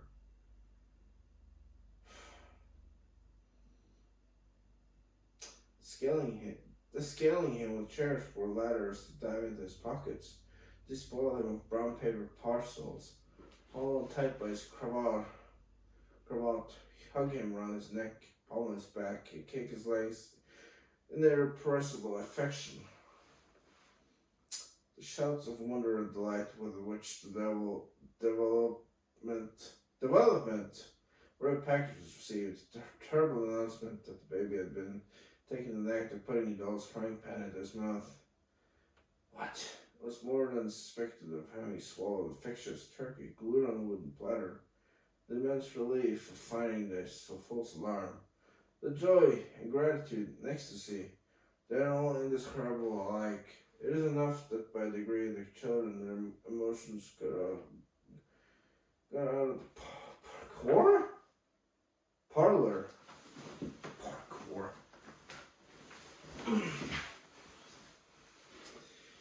Emma one stared at a time up to the top of the house, where they went to bed, and so subsided.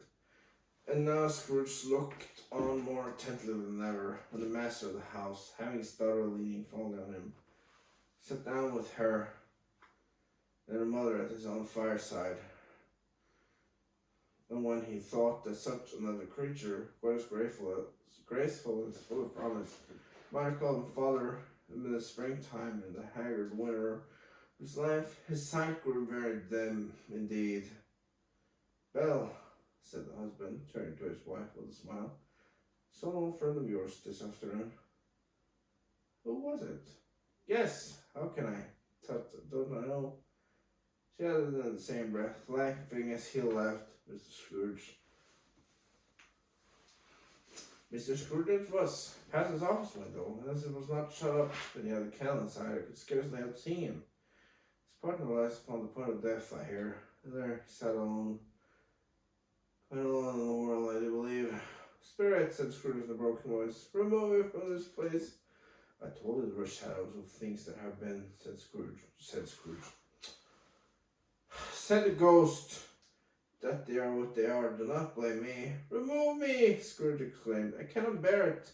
Turned upon the ghost, and seeing that it looked upon him with a face, in which in some strange way, the fragments of all the faces it had shown him, wrestled with it.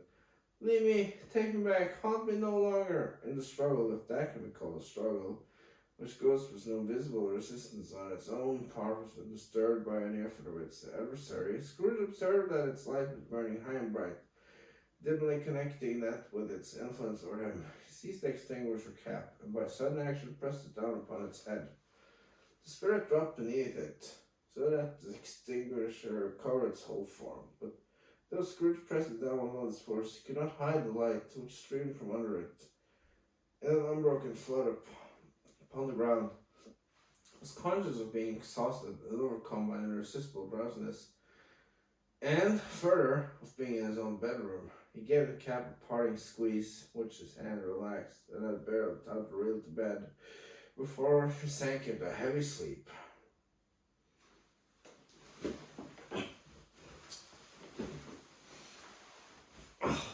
Ow! Another picture.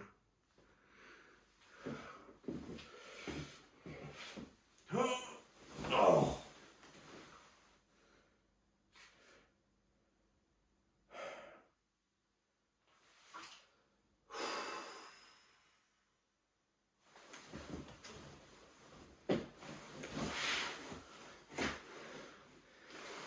Stave 3, the second of the three spirits.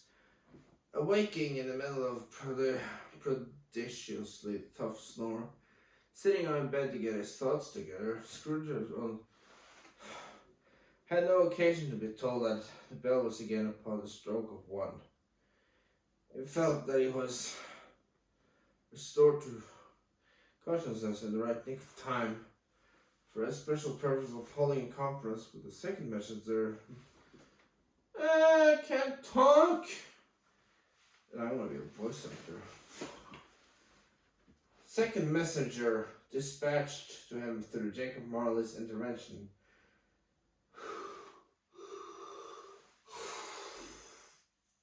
Go dressed up too. Nobody's gonna watch this.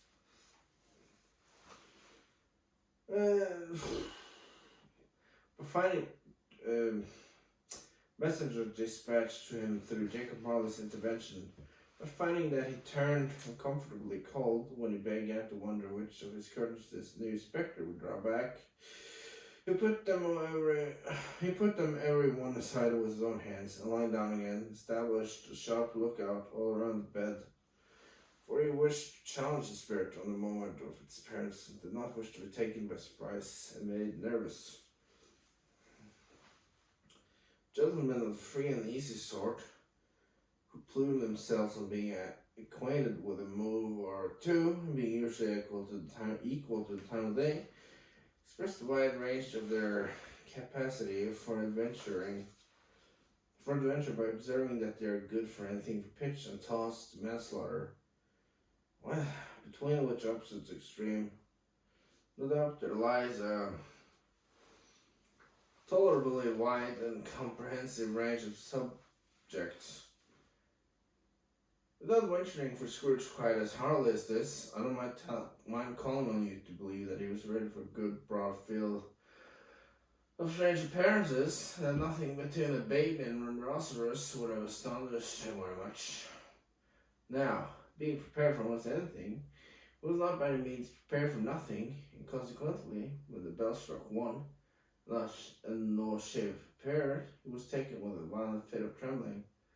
5 minutes, 10 minutes, a quarter of an hour went by, and nothing came. All the time he lay upon his bed, where the corner center of a blaze of ruddy light streamed upon it when the clock proclaimed the hour, which, being only light, was more alarming than a dozen ghosts. As he was powerless to make out what it meant, or to be at, was sometimes apprehensive that he might be at very moment an interesting case of spontaneous combustion without having the consolation of knowing it. At last, however, he began to think, as you or I would, but at first, for it is always the person not in that predicament who knows what ought to have been done in it, and unquestionably have done it too. At last, I say, you began to think that the source and secret of this ghostly light might be in the adjoining room, from whence, on further tracing it, seemed to shine. This idea taking full possession of his mind, he got up softly and shuffled in his slippers to the door.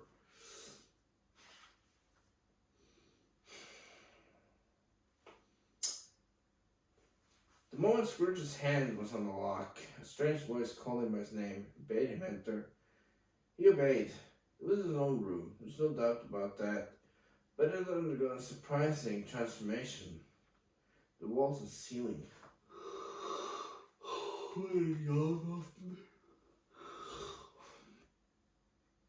The walls and ceiling were so hung with living green that it looked a perfect grove, from every bare part of which bright gleaming berries glistened.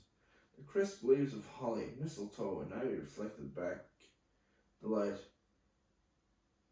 as if so many little mirrors had been scattered there, and such a mighty blaze went roaring up the chimney, as the dull petrification of a hearth had never known in Scrooge's time, or Molly's, or for many later seasons gone. Heaped up on the floor to form a kind of throne were turkeys, geese, game, poultry, brawn, great joints of meat, sucking pigs. There's a hyphen in there, so it probably means something. Long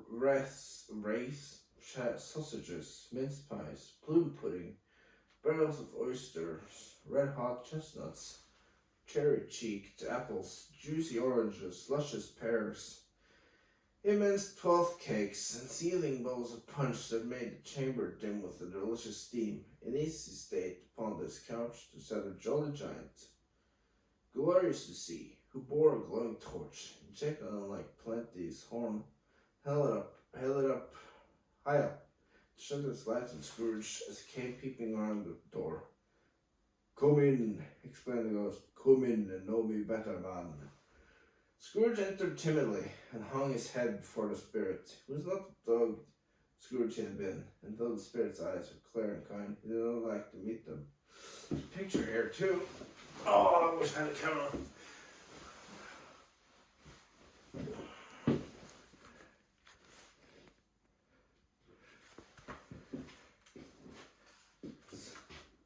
How many pages are there here? 120?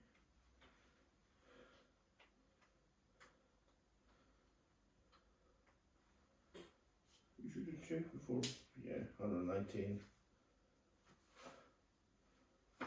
"I am the ghost of Christmas present," said the spirit. "Look upon me." Scrooge reverently did so. It was clothed in one simple green robe or mantle, bordered with white fur. This garment hung so loosely on the figure that its capacious breast was bare, as if disdaining to be warded or concealed by any artifice. Its feet, observed beneath the ample folds of the garment, were also bare, and on its head it wore no other covering than a holly wreath set here and there with shining icicles. It's the thing circle hang on the door. WREATH. Shining icicles. Its dark brown curls were long and free as its genial face. Its sparkling eyes, its open head and hand, its cheery voice, its unconstrained demeanor, and its joyful air. Gathered around its middle was an antique scabbard, with no swords in it. The legend's sheath was eaten up with rust. "You have never seen the like of me before," exclaimed the spirit. "Never," Scrooge made answer to it. "I have never walked forth with the younger members of my family, meaning, if I were young, my elder brother born in these later years," pursued the phantom. "I don't think I have. I am afraid I have not." "I don't think I have," said Scrooge. "I am afraid I have not. Have you had many brother spirits?" "Born in the 1800s, said the ghost. "A tremendous family to write for," muttered Scrooge. "The ghost of Christmas present rose." "Spirit," said Scrooge submissively, "conduct me where you will. I went forth last night in compulsion, and learned a lesson just working now. Tonight, if you have aught to teach me, I will profit by it." "Touch my robe."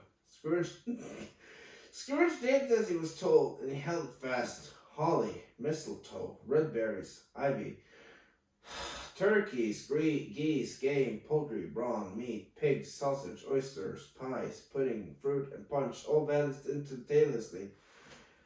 "You have to list everything?"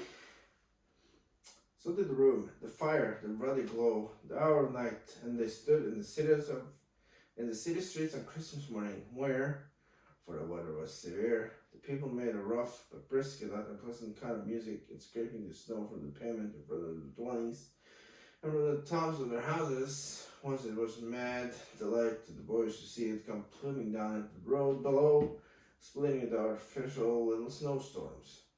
The house fronts looked black enough, and the windows blacker, contrasting with the smooth white sheet of snow upon the roofs, with the dirtier snow upon the ground. Which last deposit had been plowed up in deep furrows by the heavy wheels of cotton wet Why is wagon spelled with two G's here? Wagons.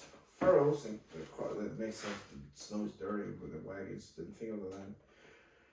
Furrows that crossed and recrossed each other hundreds of times where the great streets branched off and made intricate channels hard to trace in the thick yellow mud and yellow and icy water.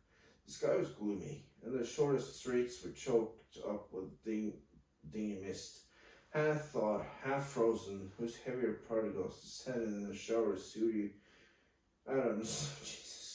As all the chimneys in Great Britain had, by one consent, caught fire and were blazing away to their dear heart's content. There was nothing very cheerful in the climate of our town, and yet there was an air of cheerfulness abroad that declared summer, and the brightest summer sun might have endeavored to diffuse in vain.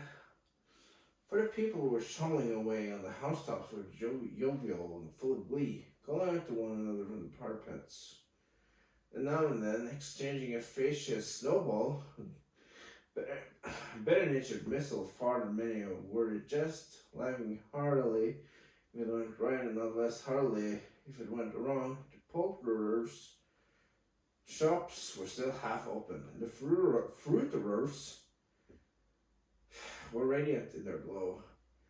There were great round pot-bellied baskets of chestnuts shaped like the waistcoats of jolly old gentlemen, lolling at the door and tumbling out in the streets in their apoplectic opulence.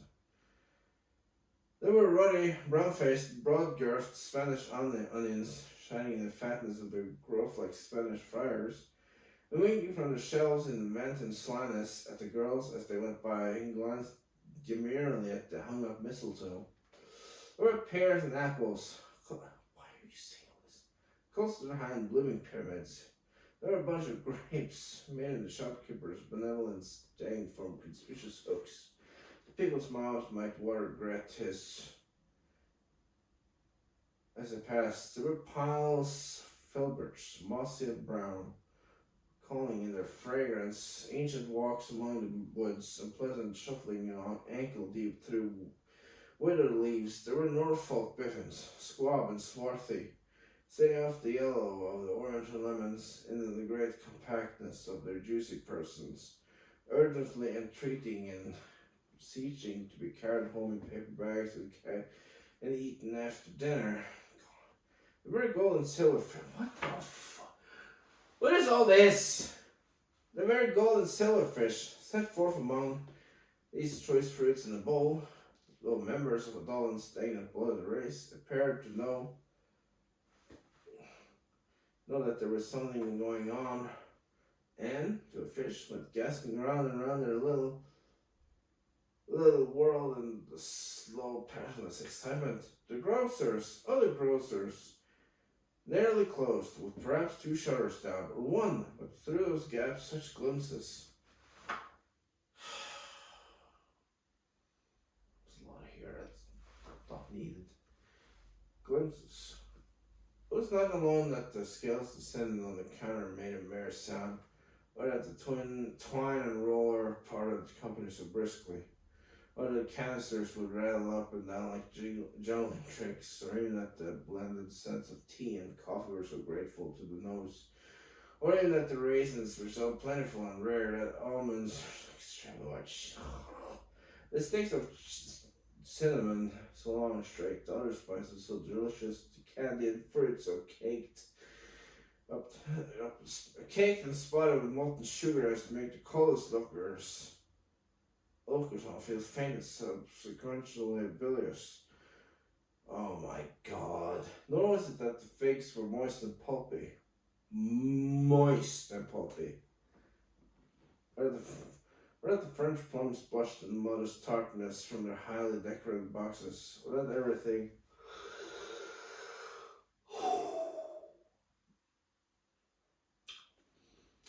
was good to eat, and in its Christmas dress, but the customers were all so hurried and so eager in the hopeful promise of the day that they tumbled up against each other at the door, crashing their wicker baskets wildly, and left their purchases upon the coming back to fresh them and committed hundreds of the like mistakes in the best humor possible. While the grocer and his people were so frank and fresh that the polished hearts with which they fastened their aprons behind might have been their own, worn outside for general inspection of Christmas dolls to peck at if they choose. I'm yelling! Trying to read here. What's in the steeples called good people? Good old. What's in the steeples called good people all? Church and chapel, and way that they came, flocking through the streets in their best clothes when they. Oh, really? It's 1843.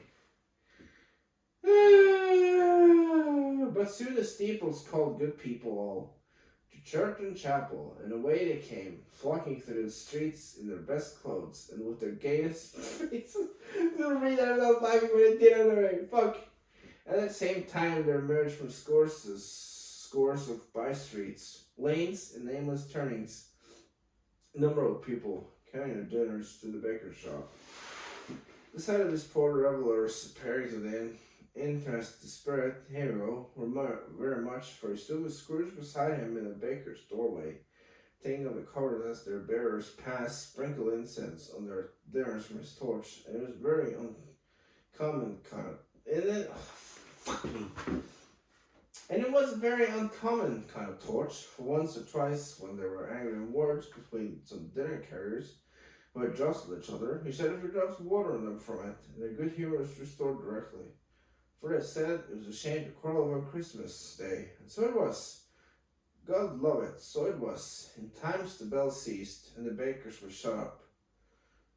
And yet there was genial shadowing forth of all his dinners and progress of their cooking, and the thought blotch of wet above each baker's oven, where the pavement smoked as if its stones were cooking too. Here we go. Is there a particular flavor in what you sprinkle from your torch? Asked Scrooge. There is, my own. Would it apply to any kind of dinner on this day? Asked Scrooge. To any kindly given, to a poor one most. Why to a poor one most? Asked Scrooge. Because it needs the most. Spirit, said Scrooge, after a moment's thought. I wonder you, of all the beings in the many worlds about us, should decide to craft these people's opportunities of innocent enjoyment. Aye, cried the Spirit. You would deprive them of their means of dinner every seventh day, often the only day on which they could be said to dine at all, said Scrooge. Wouldn't you? Aye, cried the Spirit. You seek the closest place on the seventh day, said Scrooge, and it comes to the same thing. I seek, exclaimed the Spirit. Forgive me if I'm wrong. It has been done in your name, or at least in that of your family, said Scrooge. There are some upon this earth of yours, returned the Spirit, who lay claim to know us, and who do their deeds of passion, pride, ill will, hatred, envy, bigotry, and selfishness in our name, while strange to us and all our kith and kin, as if they had never lived. Remember that, and charge their doings in themselves, not us. Scrooge promised that it would, and they went on, invisible as they had been before, into the suburbs of the town. It was a remarkable quality of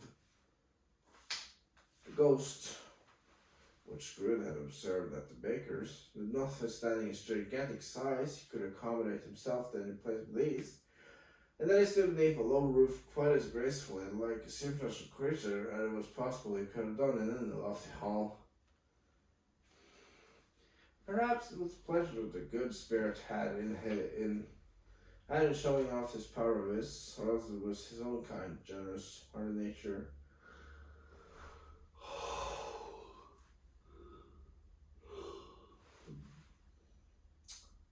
Generous hearty nature and his sympathy with all poor men that led him shows. And perhaps it was the pleasure the good Spirit had in showing off his power of his, Also, his own kind, generous, hearty nature, and his sympathy with all poor men, that led him straight to Scrooge's clerk's. For there he went, took Scrooge with him, holding to his robe, and on the threshold of the door the spirit smiled, and stopped to bless Bob Cratchit's dwelling with a sprinkling of his torch. Think of that, Bob had but 15 bob a week himself. He pocketed on Saturdays but 15 copies of his Christian name. Pocketed on Saturdays but 15 copies of Christian name, and yet the ghost of Christmas present blessed his four-roomed house. Is that the first time Bob's name is mentioned? Should I have said earlier? I'm not paying attention. Then up rose Mrs. Cratchit, Cratchit's wife. No. Dressed up but poorly in a twice-turned gown with braid ribbons, which are cheap and make a goodly show for sixpence. And she laid a cloth, assisted by Belinda Cratchit, second of her daughters, also braid ribbons, while Master Peter Cratchit plunged a fork into the saucepan of potatoes, and getting caught in his monstrous shirt collar, Bob's private property, conferred upon his son and in honor of the day, into his mouth, rejoiced to find himself so gallantly attired, and yearned to show his linen in the fashionable parks. And now two smaller Cratchits, boy and girl, came tearing in, screaming outside the baker's. They had smelt the goose and owned it for their own, basking in luxurious thoughts of sage and onion. These young Cratchits danced at the table, and they exalted Master Peter Cratchit to the skies, while he, not proud, although his collars nearly choked him, blew the fire, until the slow potatoes bubbling up knocked loudly at the saucepan lid to be let out and peeled. Who's Peter? What has ever gotten your precious father then? Said Mrs. Cratchit. And your brother, Tiny Tim, and Martha weren't as late last Christmas Day by half an hour? Here's Martha, mother, said the girl, appearing as she spoke. Here's Martha, mother, cried the two young Cratchits. Hurrah, there's such a goose. There's such a goose, Martha. Why, bless your heart alive, my dear, how late you are, said Mrs. Cratchit, kissing her a dozen times, 12, and taking off her shawl and bonnet for her with officious zeal. We had a deal of work to finish up last night, replied the girl, and had to clear away this morning, mother. Well, never mind so long as you are come, said Mrs. Cratchit. Sit ye down before the fire, my dear, and how warm. Lord bless ye. No, there's father coming, cried the two young Cratchits, who were everywhere at once. Hide, Martha, hide. So Martha hid herself, and in came little Bob, the father, with at least 3 feet of comforter exclusive of the fringe hanging down before him, and his threadbare clothes darned up and brushed to look reasonable, and Tiny Tim upon his shoulder, alas for Tiny Tim, he bore a little crutch and had limbs supported by an iron frame. Why, where's Aunt Martha? Cried Bob Cratchit, looking around. Not coming, said Miss Cratchit. Not coming, said Bob, with a sudden declension in his high spirits, for he had been Tim's blood horse all the way from church, and had come home rampant. Not coming upon Christmas Day. Martha didn't like to see him disappointed, if it were only in jokes, so she came out prematurely from behind the closed door and ran into his arms, while the two young Cratchits hustled Tiny Jim and bore him off into the wash house, that he might hear the pudding singing in the copper. What? And how did little Tim behave? Asked Mrs. Cratchit, when she had rallied Bob on his credulity, and Bob had owed his daughters to his hogshead. As good as gold, said Bob, and better. Somehow he gets thoughtful, sitting by himself so much, and thinks the strangest things he ever heard. He told me, coming home, that he hoped the people saw him in the church, because he was crippled, and it might be pleasant to them to remember on Christmas Day, who made lame beggars walk and blind men see. Bob's voice was tremulous when he told him this, and trembled more when he said that Tiny Tim was growing stronger and hearty. active little crutch was heard upon the floor, and back came Tiny Tim before another word was spoken, escorted by his brother and his sister to a stool before the fire.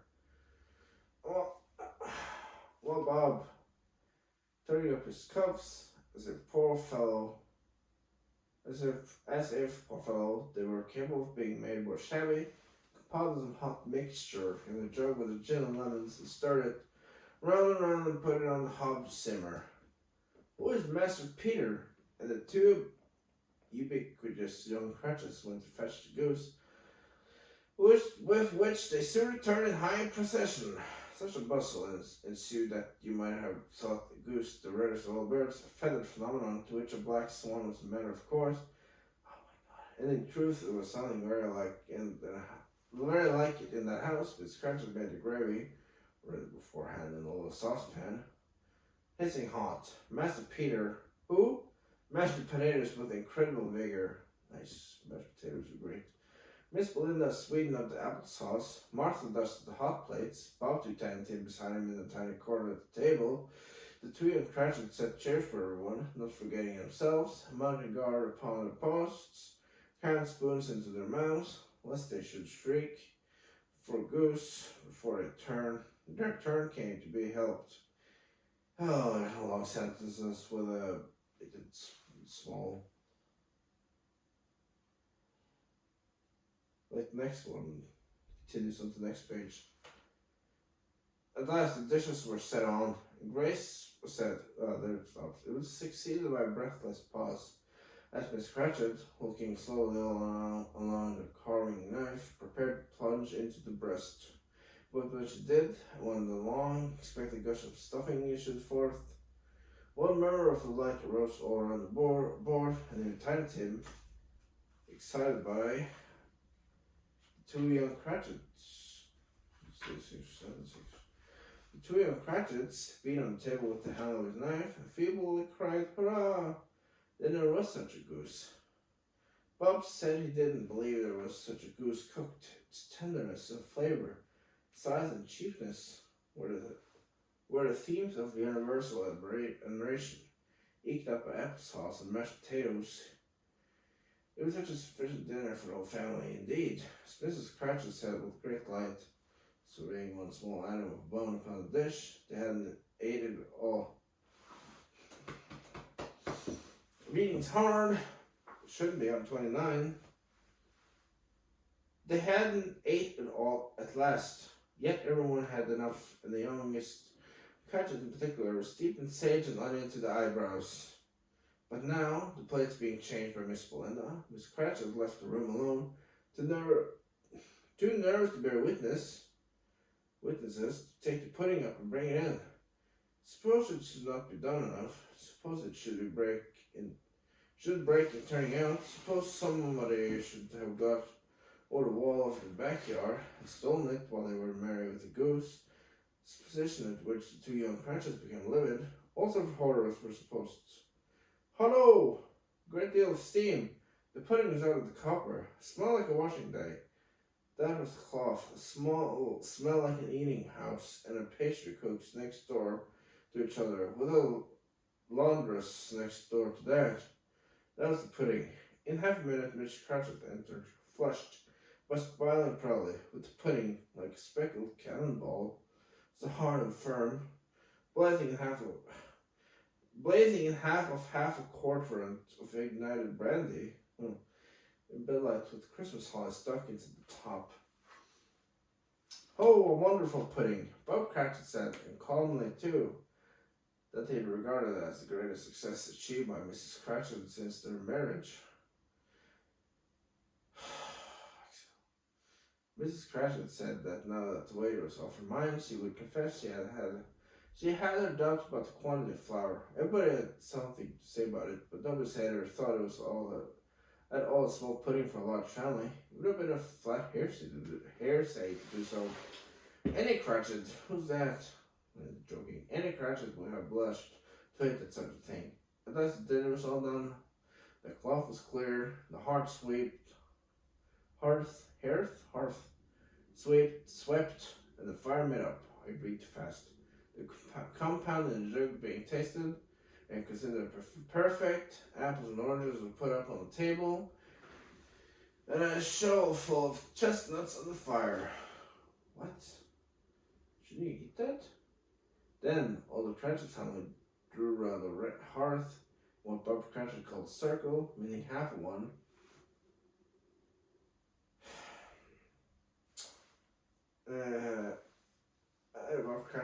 At Bob Cratchit's elbow stood the family display of glass, 2 tumblers, and a custard cup without a handle.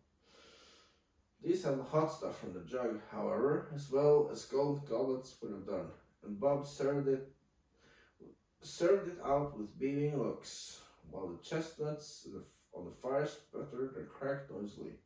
Then Bob proposed, "A Merry Christmas to us all, my dears. God bless us," which all the family re-echoed. "God bless us, everyone," said Tiny Tim, the last of all. He sat very close to his father's side upon his little stool. Bob held his withered little hand in his as if he loved the child and wished to keep him. This is page 69. It's funny. No, it's not. Shut up. And wished to keep him by his side, dread that he might be taken from him.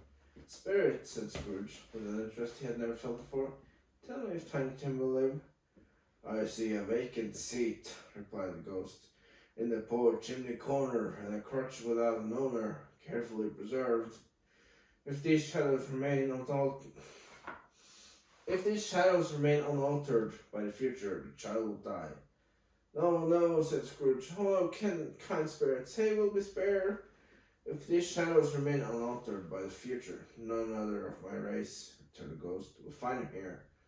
What then? If he be like to die, he had better do it and decrease surplus population." Scrooge hung his head to hear his own words quoted by the spirit, and was overcome with penitence and grief. "Man, what? Oh, man," said the ghost, "if man you be in heart, not adamant, not man, that thing, they didn't use man that way. If man you be in heart, not adamant, forbear that wicked can't until you have can't, C-A-N-T without that small thing. Maybe it's just a word. Until you have discovered what the circle is and where it is. Will you decide what men shall live, what men shall die?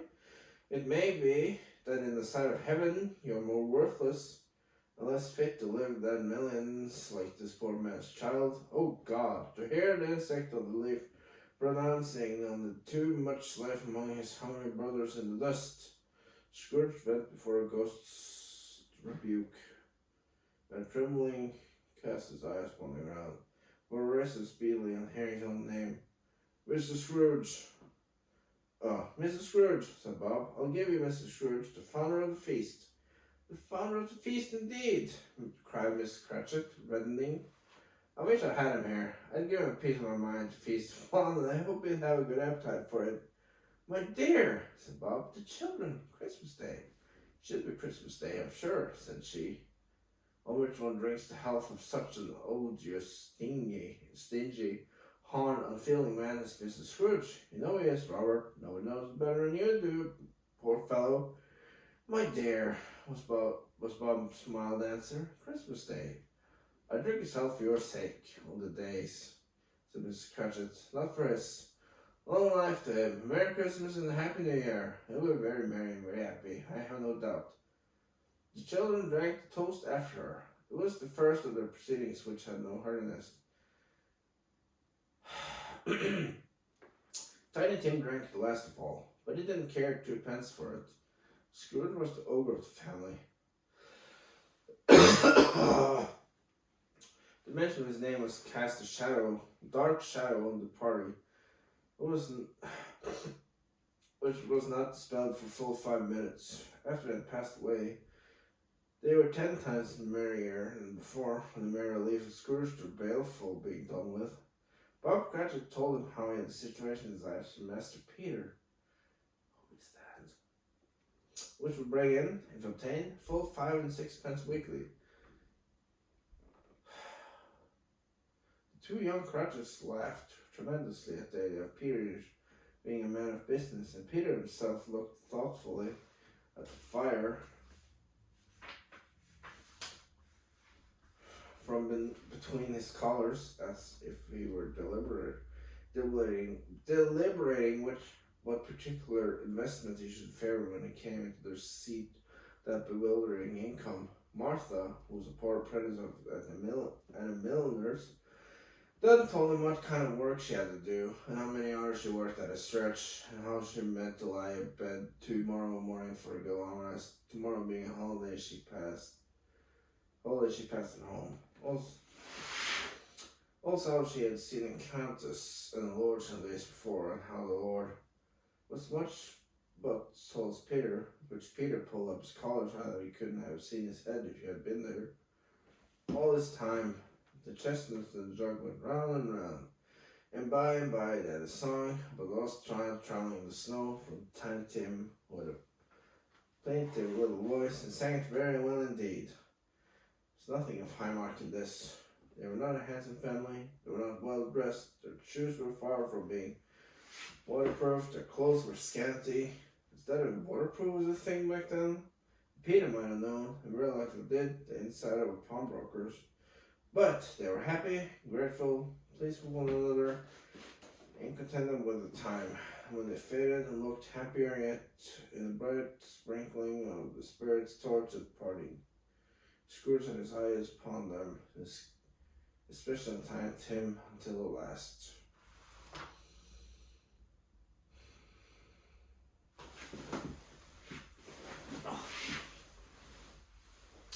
By the time it was getting dark and snowing pretty heavily, and as Scrooge and the spirit went along the streets, the brightness of the roaring fires in the kitchens, parlors, and all sorts of rooms was wonderful. Here, the flickering of the blaze showed preparation for a cozy dinner, with hot plates baking through and through before the fire, and deep red curtains ready to be drawn to shut out cold and darkness. There all the children of the house were running out into the snow to meet their married sisters, brothers, cousins, uncles, aunts, and be the first to greet them. Here, again, the shadows on the window blind of guests assembling. And there a group of handsome girls, all hooded and fur-booted, and all chattering at once, tripped lightly off to some near neighbor's house, where, woe upon the single man who saw them enter, artful witches, well they knew it, in a low. But if you judge from the numbers of people on the way to friendly gatherings, you might have thought that no one was at home to give them welcome when they got there, instead of every house expecting company, and piling up its fires half chimney high, blessings on it. Blessings on it, how the ghost exult, how it bared its breadth of breast, and opened its capacious palm, and floated on, outpouring with a generous hand its bright and harmless mirth on everything within its reach. The red lamplighter who ran on before, dotting the dusky streets with specks of light, and who was dressed to spend the evening somewhere, laughed out loud as the spirit passed, no little ken to lamplighter that he had in company at Christmas. And now, without a word, warning from the ghost, they stood upon a bleak and desert moor.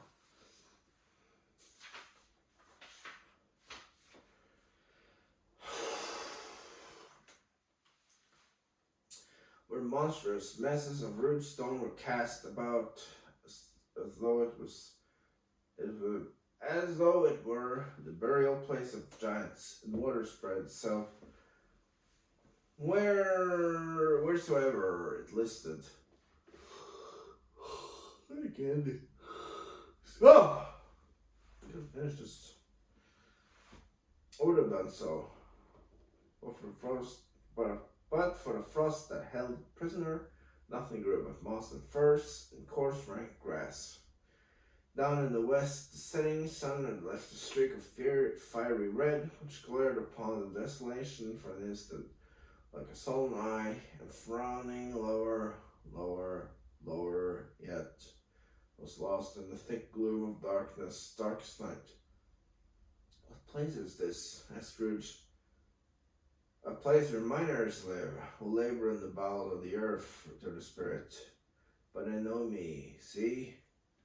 A light shone from the window of a hut, and swiftly they advanced towards it. Passing through the wall of mud and stone, they found a cheerful company assembling round a glowing fire.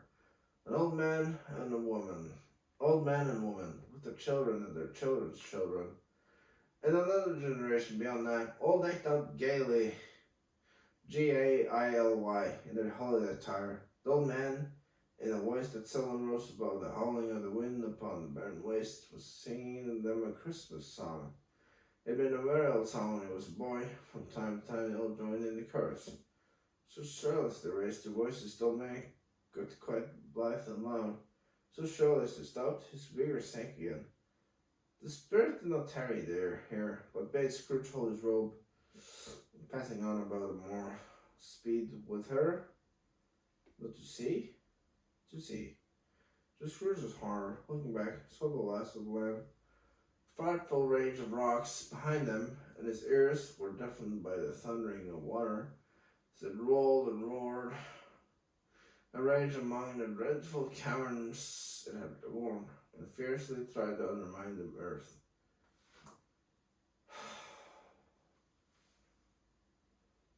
Built, built upon the dismal reef, sunken rocks, some leagues or so from shore, which the waters chafed and dashed the wild year through, stood a solitary lighthouse. Great heaps of seaweed clung to its base. The storm birds, born of the wind, one might suppose, as seaweed over the water, rose and fell above it, like the waters they skimmed. But even here, two men who watched the light and made a fire. What is all this? That through the loophole in the thick stone wall shed out a ray of brightness from the awful sea. Joining their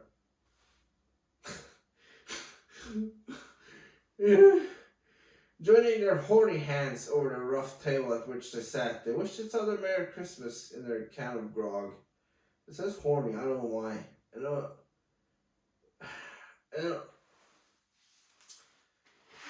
Can of grog, and one of them, the elder too, with his face all damaged and scarred with hard weather, as figurehead of an old ship might be, struck up a sturdy song that was like a gale in itself. Again, the ghost sped on, above the black and heaving sea, on, until, being far away, as he told Scrooge, from in the shore, delighted on the ship. He stood beside the helmsman at the wheel, the lookout in the bow. The officers who had the watch, dark, ghostly figures in their several stations, but every man among them on their Christmas tune, or the Christmas thought, or spoke low his breath to his companions of some bygone Christmas day, with homeward hopes belonging to it. And every man aboard, waking or sleeping, good or bad, had a kinder word for another on that day than on any day in the year, and had shared to some extent in his festivities, and then remembered those he cared for at a distance, and had known that they delighted to remember him. It was a great surprise to Scrooge, while listening to the moan of the wind, and thinking what a solemn thing it was to move on through the lonely darkness of an unknown abyss, whose depths were secrets as profound as death. It was a great surprise to Scrooge, while thus engaged, to hear a hearty laugh. It was a much greater surprise to Scrooge to recognize it as his own nephew's, and to find himself in the bright, dry, gleaming room, the spirit standing smiling by his side, and looking at the same nephew with approving affability. "Ha ha!" laughed Scrooge's nephew. "Ha ha ha! You shouldn't happen. But you like the chance to know a man more blessed and laughed than Scrooge's nephew. All I can say is, I should like to know him too. Introduce him to me, and I'll cultivate his acquaintance." Oh, that's recording still. It is a fair, even-handed, noble adjustment of things that while there is infectious in disease and sorrow, there is nothing in the world so irresistibly contagious as laughter and good humor. When Scrooge's nephew laughed in this way, holding his sides, rolling his head, and twisting his face into a most extravagant contortion, Scrooge's niece, by marriage, laughed as heartily as he, and the assembly friend, being not a bit behindhand, roared out lustily, "Ha ha! Ha ha ha ha!" "He said that Christmas was a humbug, as I live!" cried Scrooge's nephew. "You believed it too!" "More shame for him, Fred," said Scrooge's niece, indignantly. "Bless those women. They never do anything by halves. They're always in earnest." She was very pretty, exceedingly pretty, with a dimpled, surprising look, capital face, a right little mouth that seemed made to be kissed, as no doubt it was, all kinds of good little dots about her chin, and melted into one another when she laughed, and the sunniest part of eyes you ever saw in a little creature's head, although she was what you would have called provoking, but satisfactory too. Oh, perfectly satisfactory. He's a comical fellow. Comical old fellow, said Scrooge's nephew. Have you had a name or something? That's the truth. Not so pleasant as he might be. However, his offences carry their own punishment, and I have nothing to say against him. I'm sure he's very rich, Fred, Scrooge's niece. At least you always tell me so. What of that, my dear, said Scrooge's nephew. His wealth is of no use to him. He don't do anything good with it. He'll make himself comfortable with it. He hasn't the satisfaction of thinking, ha ha ha, that he is ever going to benefit us with it. I have no patience with him, observed Scrooge's niece. Scrooge's niece's sister, Jesus, and all the other ladies expressed the same opinion. Oh, I have, said Scrooge's nephew. I'm sorry for him. I couldn't be angry with him if I tried. Who suffers by his ill whims? Himself, always. Here, he takes it into his head to dislike us. And he won't come and dine with us. What's the consequences? He'll lose much of a dinner. Indeed, I think he loses a very good dinner, interrupted Scrooge's niece. Everybody else said the same, and they must be allowed to have been competent judges, because they had just had dinner, and with dessert upon the table, and clustered around the fire by lamplight. Well, I'm very glad to hear it, said Scrooge's nephew, because I haven't great faith in these young housekeepers. What do you say, Topper? Who is that?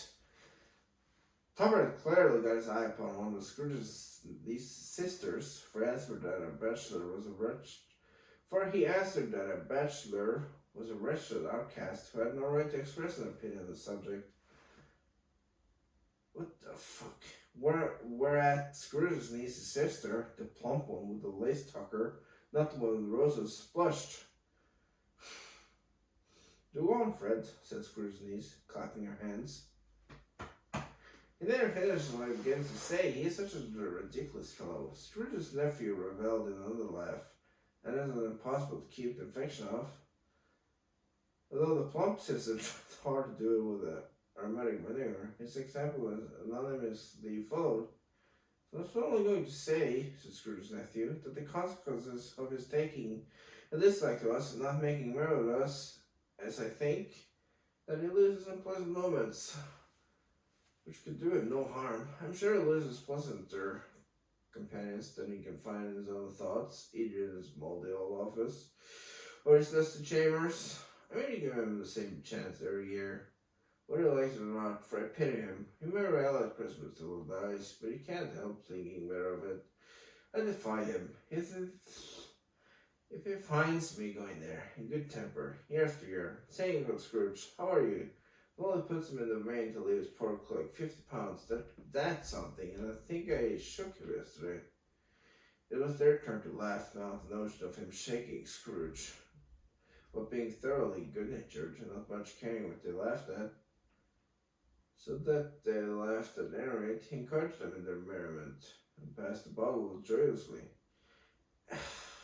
After tea, they had some music, for they were a musical family. They knew what they were about. When they sang a glee or catch, I can assure you, especially Topper, who could growl away in the bass like a good one, and never swelled a large range in his forehead, with get red in the face over it.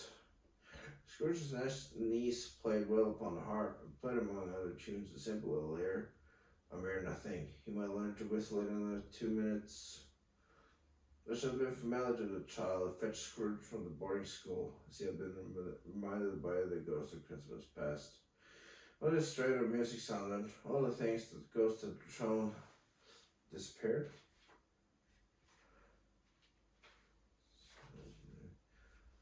Shown him came upon his mind. He softened more and more, and thought that he could have listened to it often. Years ago, he might have cultivated the kindness of life for his own happiness with his own hands, without resorting to the sexton's spade that buried Jacob Marley. But he didn't devote the whole evening to music.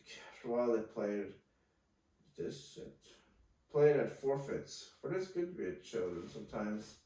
I'd never been on a Christmas when its mighty founder was a child himself. Stop! There's first a game at Blind Man's Buff. Of course there was. And I no more believe Topper was really blind than I believe he had eyes in his boots. I should have better light. When Boots, my opinion is that it was a done thing between him and Scrooge's nephew, and that the ghost of Christmas present knew it. The way he went after that plump sister in the lace tucker was an outrage on the credulity of human nature. Knocking down the fire irons, tumbling over the chairs, bumping against the piano, smothering himself among the curtains, where she went, there he went. He always knew where the plump sister was. Stop! He wouldn't catch anybody else. If he had fallen upon against him, as some of them did, purpose, he would have made a feint of endeavoring to seize you, which would have been an affront to your understanding. He would instead settle off in the direction of the plump sister. God, she often cried out that it wasn't fair. It really was not. But at last he caught her when, in spite of all her silk and rustling, and then the wrapping fluttering past him, he got her into a corner whence there was no escape. Then his conduct was the most execrable, execrable, first pretending not to know her. He's pretending that it was necessary to touch her headdress, first assure himself of her identity, pressing a certain ring upon her finger, and a certain chain about her neck was vile, monstrous. No doubt she told him her opinion of it when another blind man being in office. They were so very confidential together behind the curtains. Scrooge's niece was not one of the blind man's buff party, but was made comfortable with a large chair and a footstool in a snug corner where the ghost and Scrooge were close behind her. But she joined in forfeits. And loved her love to admiration with all letters of the alphabet. Likewise, at the game of how, when, and where, she was very great, and to the secret joy of Scrooge's nephew, beat her sisters hollow. They were sharp girls too, as Topper could have told you.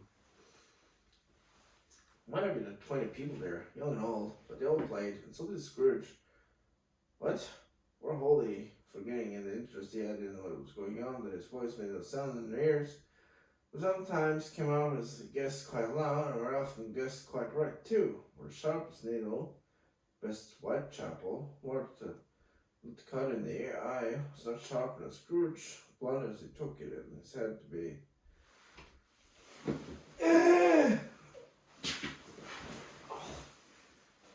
The ghost was greatly pleasant, pleased to find him in this mood. I looked upon him with such favour that he begged like a boy to be allowed to stay until the guests departed.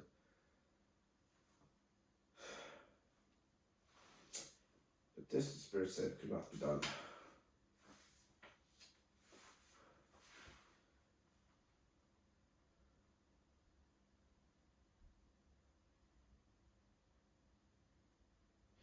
Here's a new game, said Scrooge. 1.5 hour straight. Only one.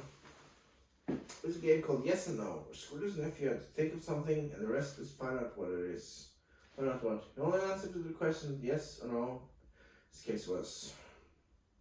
The brisk fire of questioning to which he was exposed elicited from him that he was thinking of an animal, a live animal, rather a disagreeable animal, Savage animal, an animal that growled and grunted sometimes and talked sometimes, and lived in London and walked about the streets. It wasn't made to show off, it wasn't led by anybody, it didn't live in a menagerie, it was never killed in a market, it was not a horse, or an ass, or a cow, or a bull, or a tiger, or a dog, or a pig, or a cat, or a bear. That was just one long sentence.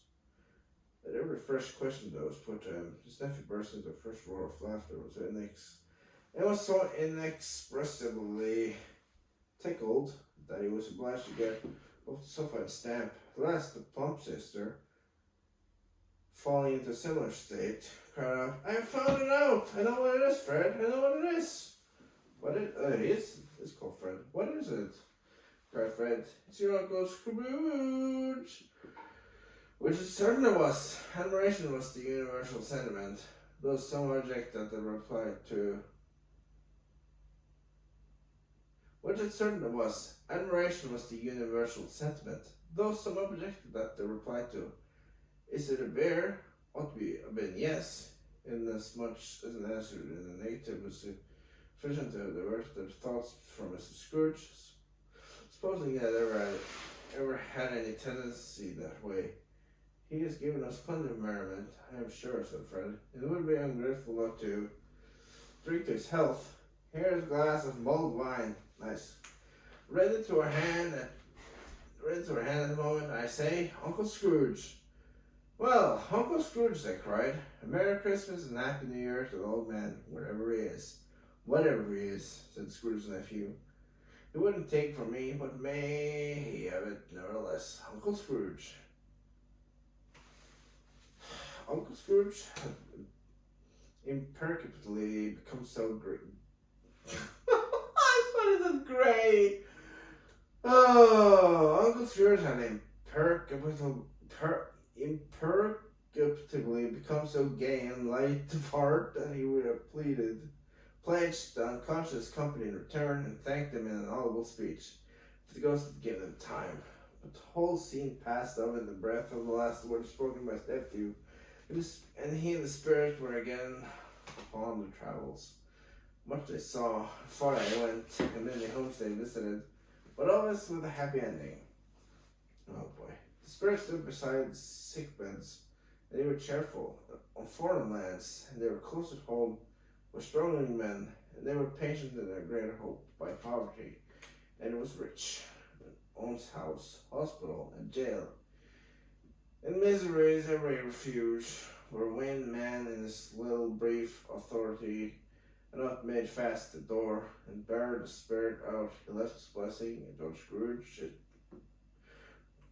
precepts was a long night, if it only a night. But Scrooge had his doubts of this, because the Christmas holidays appeared to be condensed into the space of time they passed together. It was strange, too, that while Scrooge remained unaltered in its outward form, don't ruin the book, outward form, the ghost grew older, clearly older. Scrooge observed this change, but never spoke of it until he left the children's 12th night party. When looking at the spirit as they stood together in a little place, he noticed that its hair was grey. "A spirit's life so short," asked Scrooge. "My life upon this globe is very short, very brief," replied the ghost. "It ends tonight." "Tonight!" cried Scrooge. "Tonight at midnight. Hark! The time is drawing near." The chimes were ringing. The 3/4 past 11 at that moment. "Forgive me if I'm not justified in what I ask," said Scrooge, looking intently at the spirit's robe. "But I see something strange, and not belonging to yourself, protruding from your skirts. Is it a foot or a claw?" "It might be a claw, for the flesh stares upon it," the spirit's sorrowful reply. "Look here." From the folding of his robe, it brought 2 children, wretched, abject, frightful, hideous, miserable. They knelt down at his feet and clung upon the outside of his garment. "Oh man, look here, look down here," exclaimed the ghost. They were a boy and a girl. What? Yellow, meager, ragged, scowling, wolfish, but prostrate, too, in their humility. With graceful youth should fill the features and touch them with its freshest tints, stale and shriveled hand, like that. There's a picture here.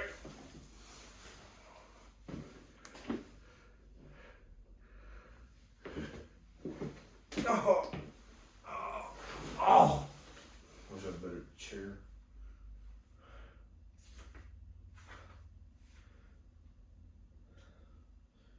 Where graceful youth should have filled her features out, touched them with its freshest tints, its stale and shriveled hand, like that of age, and pinched, twisted them, and pulled them into shreds, where angles might have sat enthroned. Devils lurked and glared out menacing.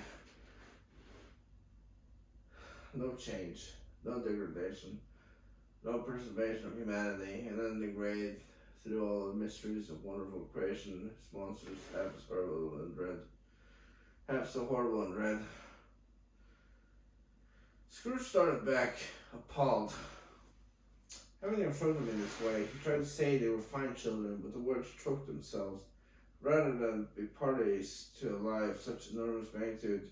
Spirit, are they yours? Scrooge could say no more. They are man's, said the spirit, looking down upon them, and they cling to me, appealing from their fathers. This boy ignorance, this girl is want. Beware them both, in all their degree. But most of all, beware this boy, from his brow I see that written which is doom, unless the writing be erased. Deny it! Cried the spirit, stretching out its hand towards the city. Slander those who tell it ye, admit it for your factious purposes, and make it worse, and by the end. Have they no refuge or resources? Cried Scrooge. Are there no prisons? Said the spirit, turning on him for the last time with his own words. Are there no workhouses? The bell struck 12. Scrooge looked about him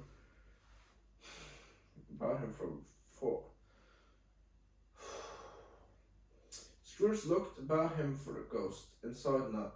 As the last stroke ceased to vibrate, he remembered the prediction of old Jacob Marley, and lifted up his eyes, beheld the solemn phantom, draped in hood, coming like a mist along the ground to watch him. Save for the last of the spirit. The phantom slowly, gravely, silently approached.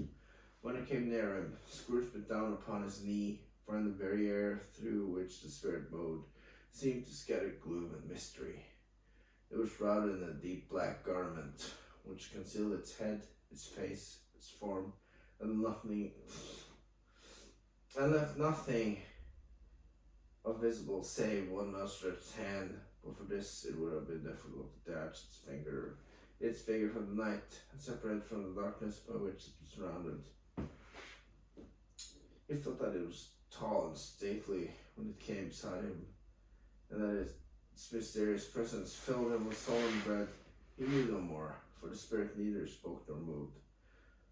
I am in the presence now of the ghost of Christmas yet to come, said Scrooge. The spirit answered not, but pointed onward with its hand. You have to show me shadows of the things that have not happened, what will happen in the time before us, Scrooge pursued. Is that so, spirit? The upper portion of the garment was contracted for an instant in its fold, as if the spirit that inclined its head was only answer he received. Although well used to ghostly company by this time, Scrooge feared the silent shape so much that his legs trembled beneath him, and he found that he could hardly stand when he prepared to follow it. The spirit paused a moment, observing his condition and giving him time to recover. But Scrooge was all the worse for this. It thrilled him with a vague, uncertain horror. Not that behind the dusky shroud there were ghostly eyes intently fixed upon him. While he thought he stretched his own to the utmost, he could see nothing but a spectral hand and one great heap of black. Ghost of the future, he claimed. I fear you more than any spectre I've seen. But as I know your purpose is to do me good, and as I hope to live to be another man from what I was, I am prepared to bear you company. And I do it with a thankful heart. Will you not speak to me? It gave him no reply. The hands pointed straight before them. "Lead on," said Scrooge. "Lead on. The night is waning fast, and it's precious time to me, you know. Lead on, spirit." The phantom moved away as it come to watch him. Scrooge followed him in the shadow of his dress, which formed up, he thought, and carried him along.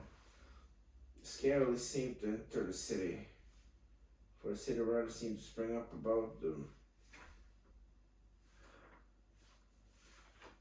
And about they scarcely seemed to enter the city, for the city rather seemed to spring up about them, and then come past them of its own act. But there they were, in the heart of it, on change amongst the mere merchants, who hurried up and down and chinked the money in their pockets, conversed in groups, and looked at their watches, and trifled thoughtfully with their great gold seal and so forth, as Scrooge had seen them before often. The spirit stopped beside one little knot of men. Observing that the hand was pointing to them, Scrooge advanced to listen to their talk. "Oh," said a great fat man with a monstrous chin, "I don't know much about it either. I only know he's dead." "When did he die?" inquired another. "Last night, I believe." "Why, what is the matter with him?" asked a third, taking a massive quantity of snuff out of a very large snuff box. "Thought he'd never die." "God knows," said the first. "With the yawn." "What has he done with his money?" asked the red-faced gentleman with the pendulous excrescence on the end of his nose that shook like the gills of a turkey cock. "What the f—" "I haven't heard," said the man with the large chin, yawning again. "Left it to his company, perhaps. He hasn't left it to me, that's all I know." This pleasantry was received with a general laugh.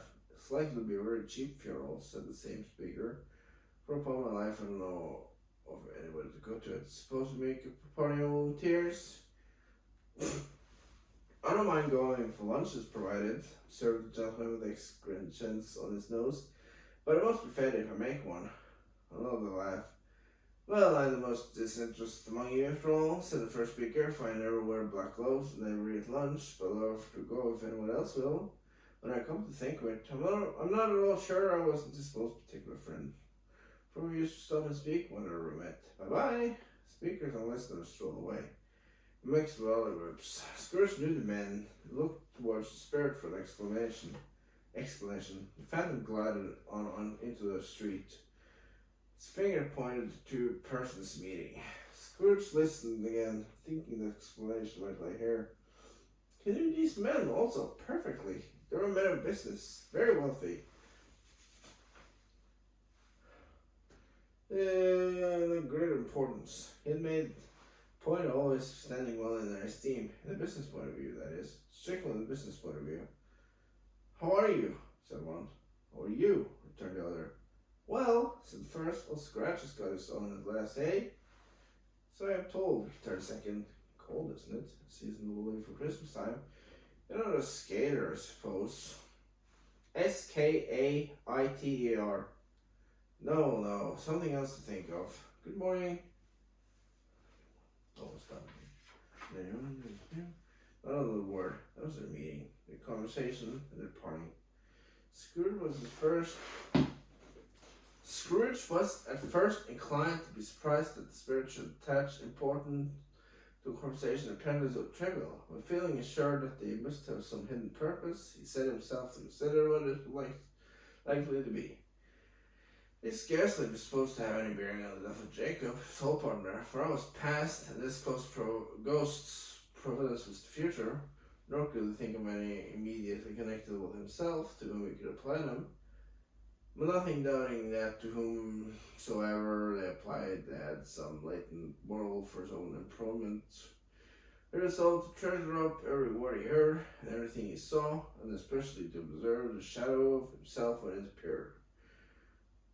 For he had an expectation that the conduct of his future self would give him the clue he missed, and would render the solution of this riddle away. He looked about in that very place for his own image, but another man stood in his accustomed corner. And the clock pointed to his usual time of day for being there. He saw no likeness of himself among the multitude that poured in through the porch. It gave him a little surprise, however, for he had been revolving in his mind a change of life, and thought and hoped he saw his newborn resolutions carried out in this. Quiet and dark, beside him stood the phantom, with an outstretched hand. When he roused himself from his thoughtful quest, he fancied from the turn of the hand and the situation in reference to himself, that the unseen eyes were looking at him keenly, made him shudder and feel very cold. They left the busy scene and went into an obscure part of the town where Scrooge had never penetrated before.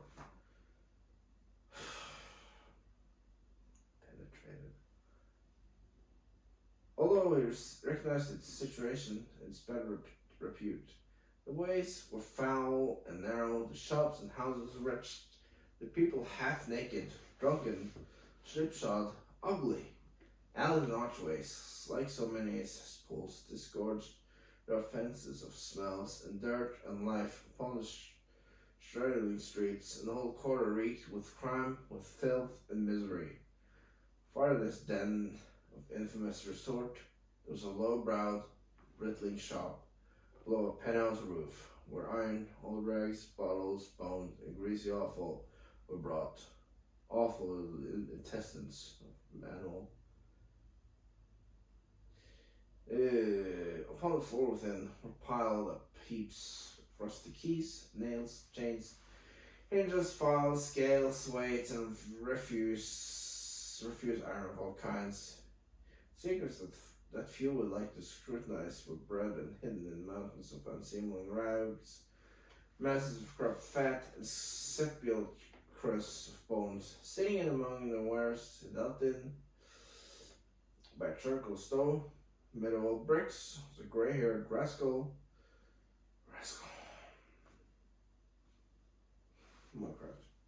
Nearly 70 years of age, who had screened himself from the cold air without by a frowsy curtaining of miscellaneous terrors hung upon the line, smoked his pipe in all the luxury of calm retirement. Scrooge and the Phantom came into the presence of this man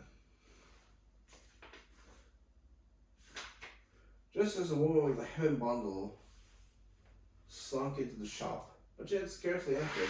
Another woman, similarly laden, came too, and she was closely followed by a man in fatal black, who was no less startled by the sight of them than they had been upon the recognition of each other.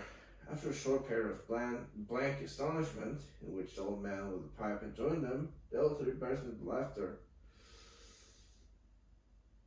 "Let the charwoman alone to be the first," cried she who had entered first. "Let the laundress alone to be the second, and let the undertaker's man alone to be the third. Look here, old Joe, here's a chance. If you haven't all three met here without meaning it, you couldn't have met in a better place," said old Joe, removing his pipe from his mouth. "Come into the parlor. You were made free of it long ago, you know. And the other two strangers, stop till I shut the door off the shop. Ah, how it squeaks. There, it's and such a rusty bit of metal in the place as its on hinges, I believe. And I'm sure there's no such old bones here as mine. Ha ha. We're all suitable to our calling. We're well matched. Come into the parlor. Come into the parlor." The parlor was the space between the screen of rags. The old man raked the fire together with an old stair rod, and having trimmed his smoky lamp, for it was night, with the stem of his pipe, put it in his mouth again. While he did this, the woman who had already spoken threw a bottle on the floor, sat down in a flaunting manner on a stool, crossing her elbows on her knees and looking with a bold defiancy on the other two. What odds then, Mrs. Dilber," said the woman. "Every person has a right to take care of themselves. He always did." "That's true indeed," said the laundress. "No man more so. Why then, don't stand staring as if you was afraid, woman. Who's the wiser? We're not going to pick holes in each other's coats, I suppose. No, indeed, said Mrs. Delbert and the man together. We should hope not. Very well then, cried the woman. That's enough. Who's worse for the loss of a few things like these? Not a dead man, I suppose. No, indeed, said Mrs. Dilbert, laughing. You want to keep him after he's dead? A wicked old screw, persuaded the woman. Why wasn't he natural in his lifetime? If he had been, he'd have had someone to look after him when he was struck with death, instead of lying gasping on his last there, alone by himself. It's the truest word that ever was spoken, said Mrs. Dilbert. It's a judgment on him. I wish it was a little heavier judgment, replied the woman. It should have been, you may depend upon, it should have been, you may depend upon it. If I could have laid my hands on anything else, I'm not vulnerable, old Joe, and let me know the value of it. Speak up, plain. I'm not afraid to be the first, nor afraid for him to see it. We know pretty well that we're helping ourselves.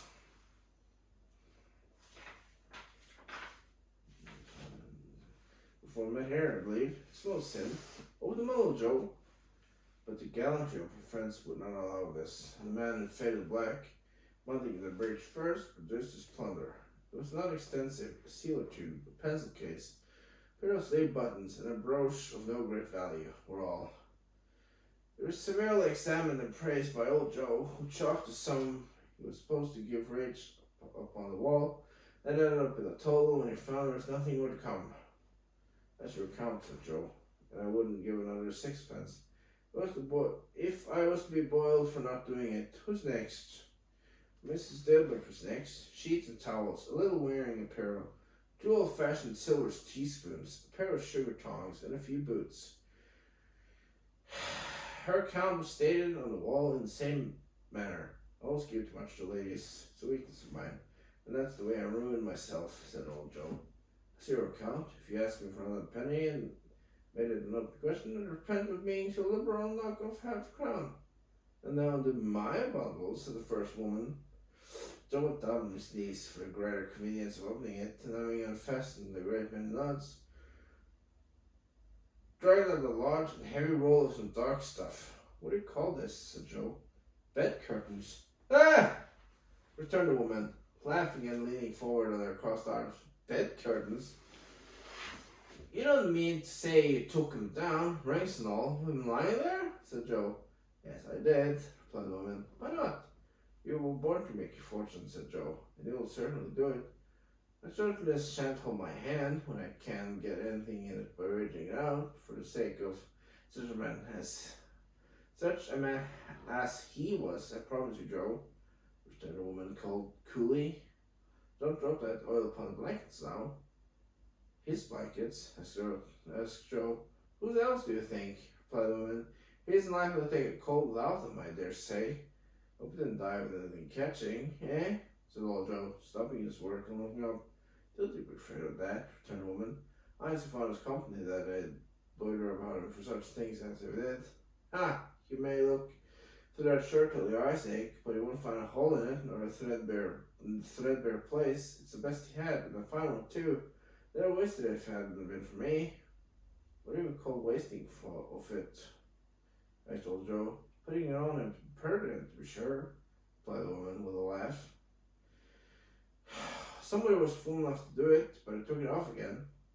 If calico ain't good enough for such purpose, it isn't good enough for anything. Good for anything. It's quite as becoming to the body. You can't look uglier than it did in that one.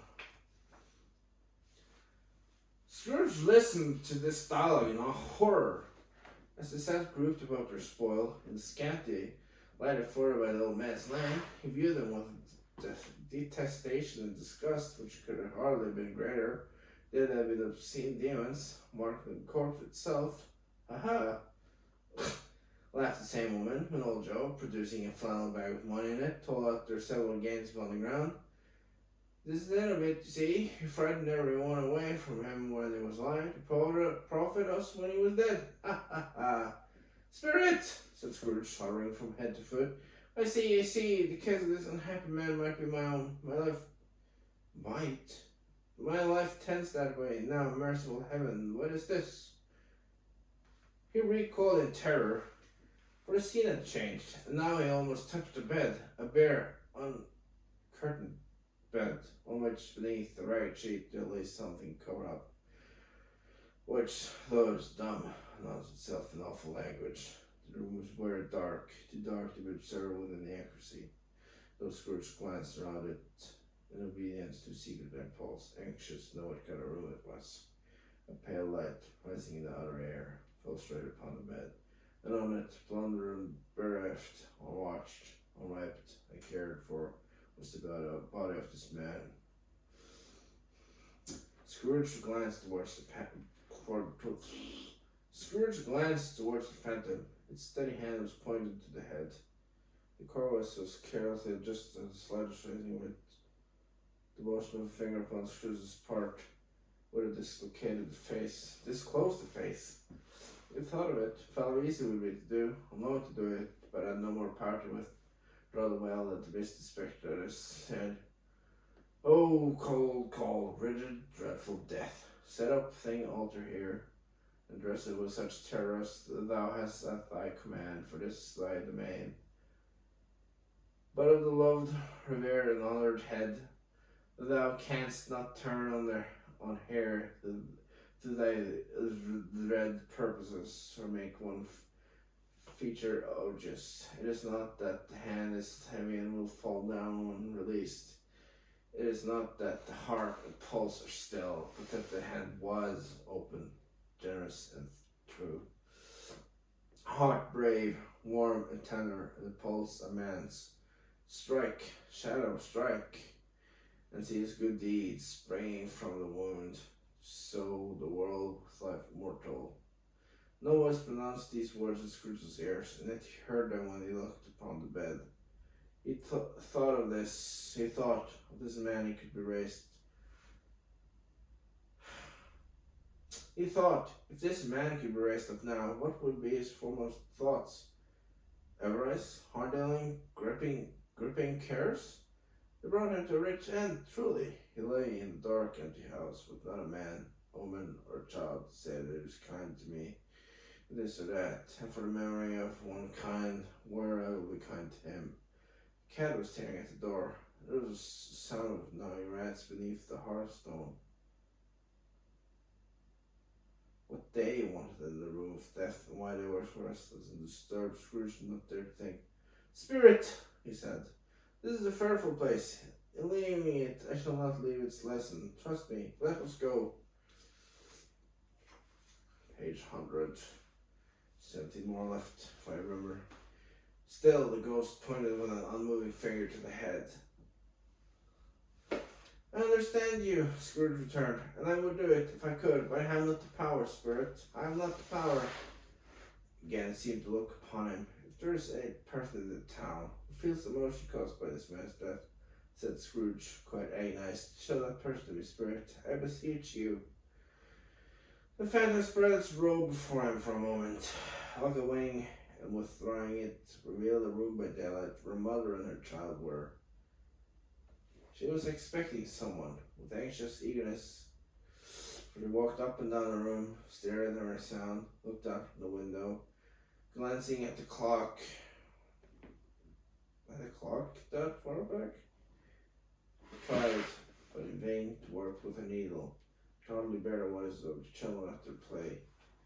At length, the long expected knock was heard. She hurried to the door, and met her husband. A man whose face was careworn and depressed, though he was young. There was a remarkable expression in it now, a kind of serious delight of which she felt ashamed, and which she struggled to repent. He sat down to the dinner that had been hoarding for him by the fire, when she asked him faintly what news, which was not until after a long silence. He appeared embarrassed how to answer. Is it good, she said, or bad, to help him? Bad. We're quite ruined? No, there's hope yet, Caroline. If he relents, she said. Amazed. There is. Nothing is past hope. If such a miracle has happened, he's past relenting, said her husband. He's dead. She was a mild and patient creature, Facebook truth, but she was thankful in her soul to hear it, and she said so with clasped hands. She prayed forgiveness. The next moment was sorry, but the first was the emotion of her heart. But the half-drunken woman whom I told you of last night said to me when I tried to see him to the week's deli, and I thought it was a mere excuse to avoid me. Turned out to be quite true. He was only very ill, but dying then. To whom will our debt be transferred?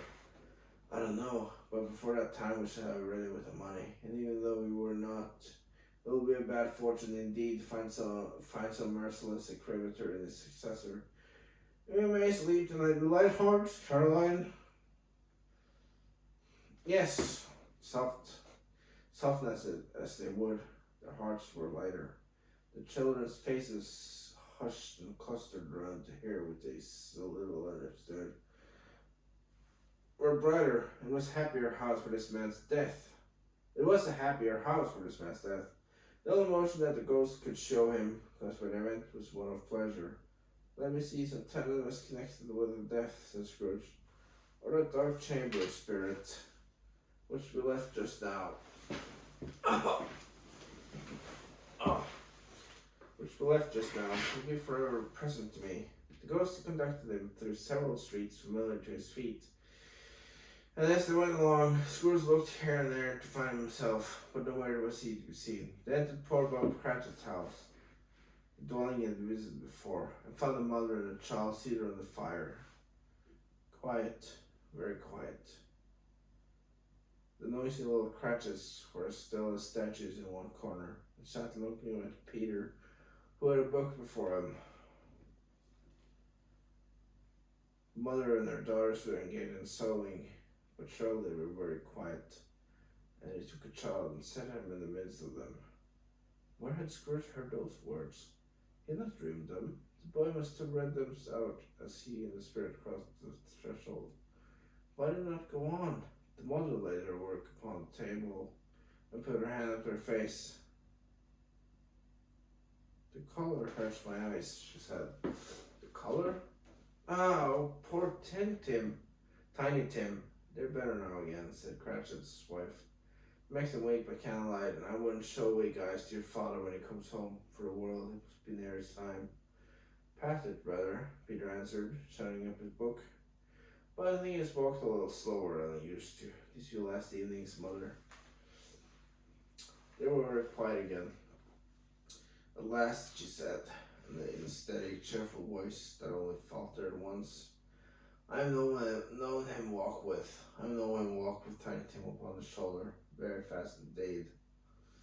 And so have I, cried Peter, often. And so have I, exclaimed another, so had all. What were you read properly at this point, for sake. But he was very light to carry, she resumed, intent upon her work, and his father loved him so that it was no trouble, and there is her father at the door. She hurried out to meet him. A little Bob and his comforter, he had need of it, poor fellow, came in. His tea was ready for him on the hob, and they all tried who should help him to it most.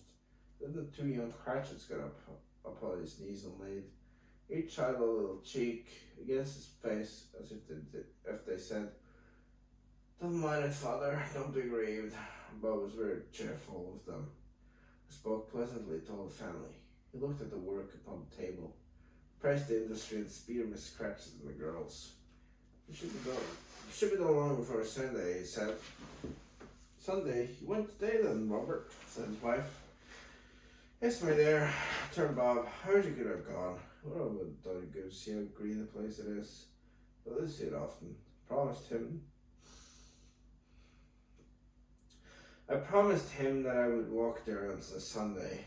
My little children, cried Bob. My little children. He broke down all at once. He couldn't help it. If he could have helped it, he and his child would have been farther apart, perhaps, than they were. He left the room and went upstairs into the room above, which was lighted cheerfully and hung with Christmas. There was a chair set close beside the child. There were signs of someone having been there lately. Poor Bob sat down on it, and when he had thought a little and composed himself. He kissed the little face. He was reconciled with what happened and went down again quite happy.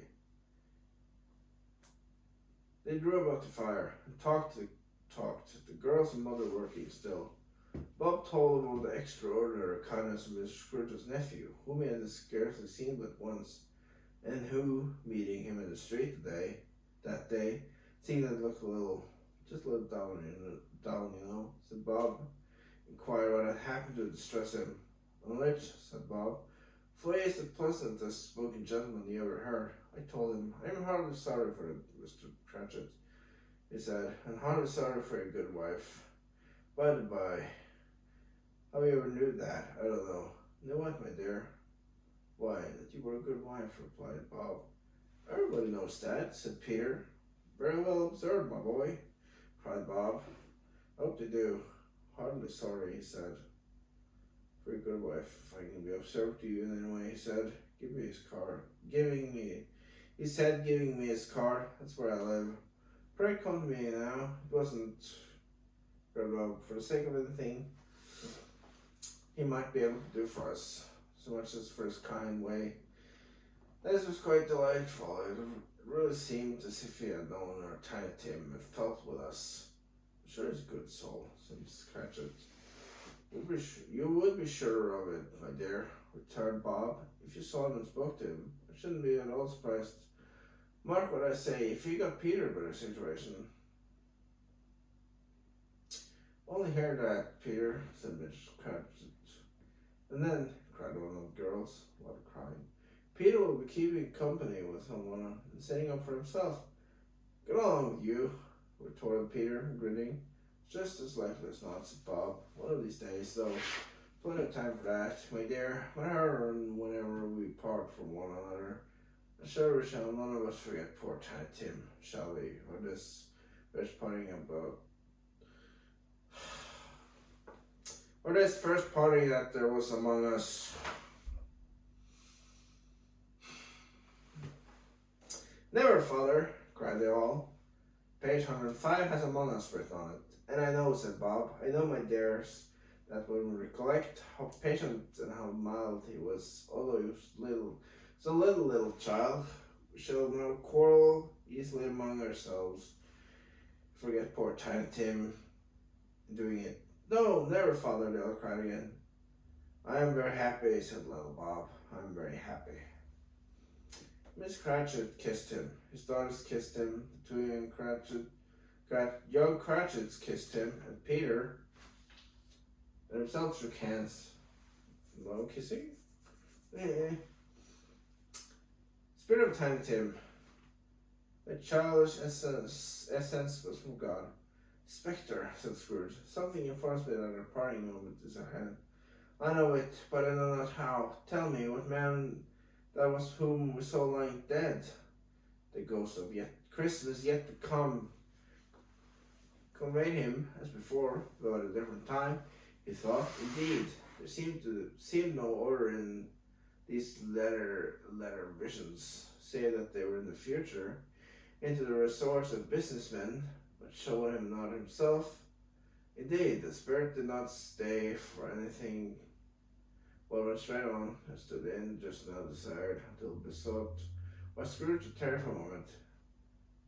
This court, said Scrooge, through which we hurry now, is where my place of occupation is, and has been for a long time. You see the house, let me behold what I shall be in days to come.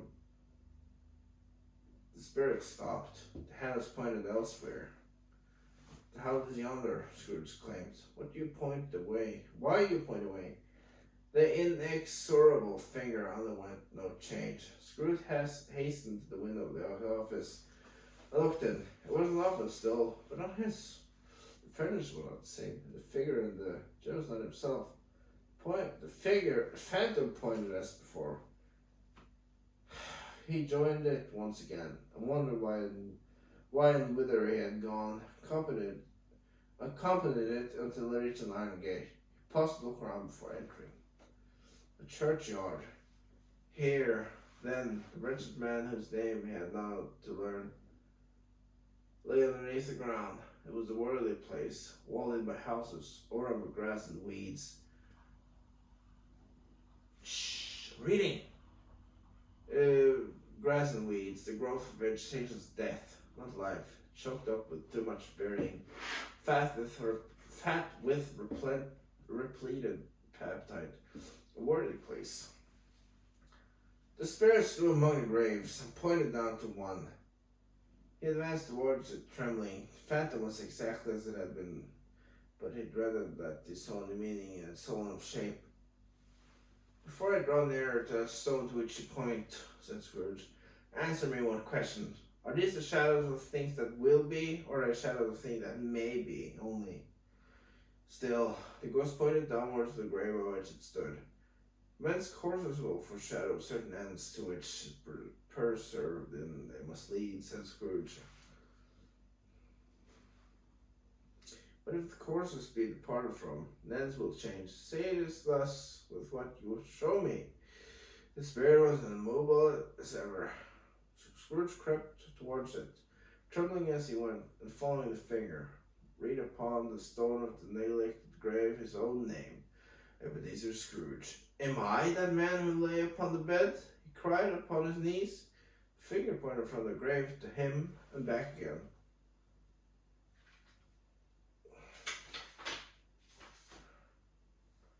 No, Spirit! Oh, no, no! The finger still was there. Spirit, he cried, and clutching at its rope. Hear me, I'm not the man I was. I'll not be the man I must have been but before this intercourse. What the fuck? Why show me this if I'm past all hope? For the first time the hand appeared to shake. Good Spirit, he pursued, as down upon the ground it fell before it. In nature it intercedes for me, it pities me, sure that I yet may change the shadows you have shown me. By an altered life, the kind hand trembled. I will have our Christmas in my heart and try. Shh! I'm reading. Try to keep it all year. I will live in the past, the present, and the future.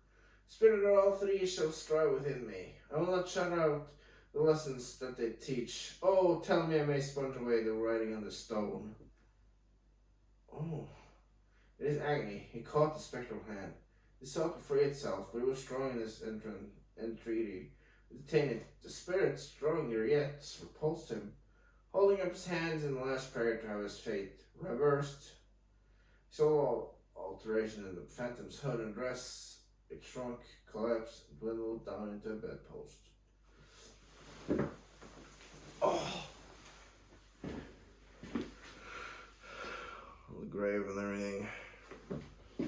Page 109. Almost done. Ow!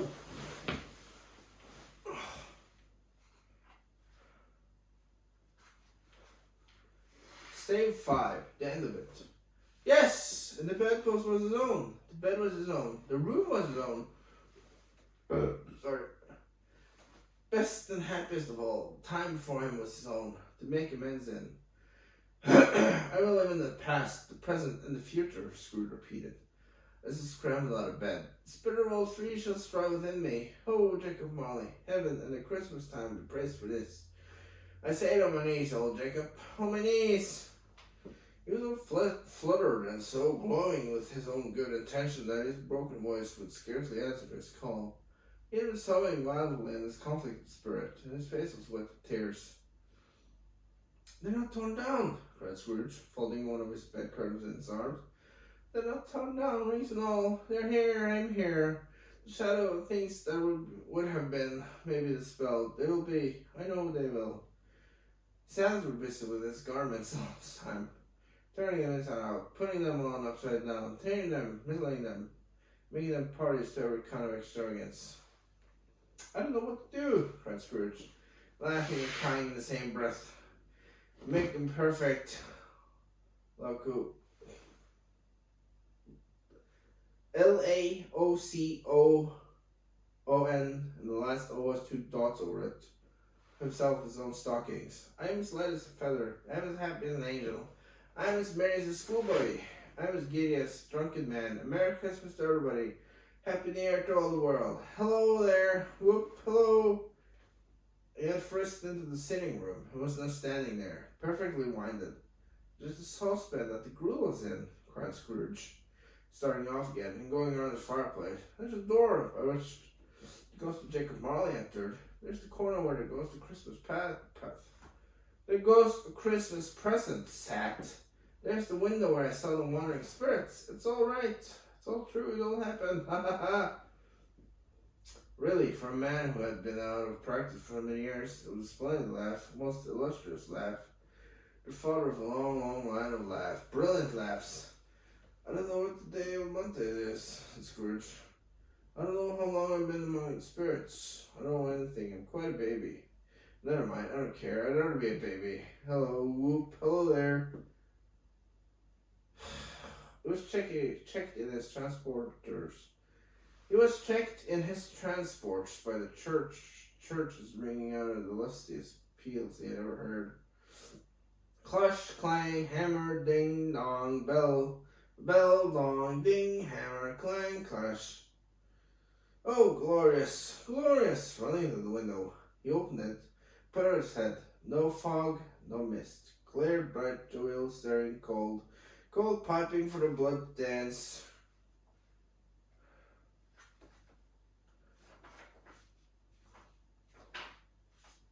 Dance to golden sunlight, heavenly sky, sweet fresh air, merry bells. Oh, glorious, glorious! What's today?" cried Scrooge, calling down word to a boy in Sunday clothes who perhaps had loitered in to look about him. "Eh?" returned the boy, with all his might of wonder. "Today and tomorrow, written 2-day, 2-morrow in here, I don't know why." "What's 2-day, my fine fellow?" said Scrooge. "2-day?" replied the boy. "Why, Christmas Day!" "It's Christmas Day," said Scrooge himself. "I had missed it. The spirits have done it all in one night. They can do anything they like. Of course they can. Of course they can. Hello, my fine fellow." "Hello," returned the boy. "Do you know the poulterers in the next street, but one at the corner?" Scrooge inquired. "I should hope I did," replied the lad. "An intelligent boy," said Scrooge. "A remarkable boy. Do you know whether they have sold the prize turkey that was hanging up there? Not the little prize turkey, the big one." "What, the big one big as me?" returned the boy. "What a delightful boy," said Scrooge. "It's a pleasure to talk to him. Yes, my buck." "It's hanging there now," replied the boy. "Is it?" said Scrooge. "Go and buy it." "Walker," exclaimed the boy. No, said Scrooge.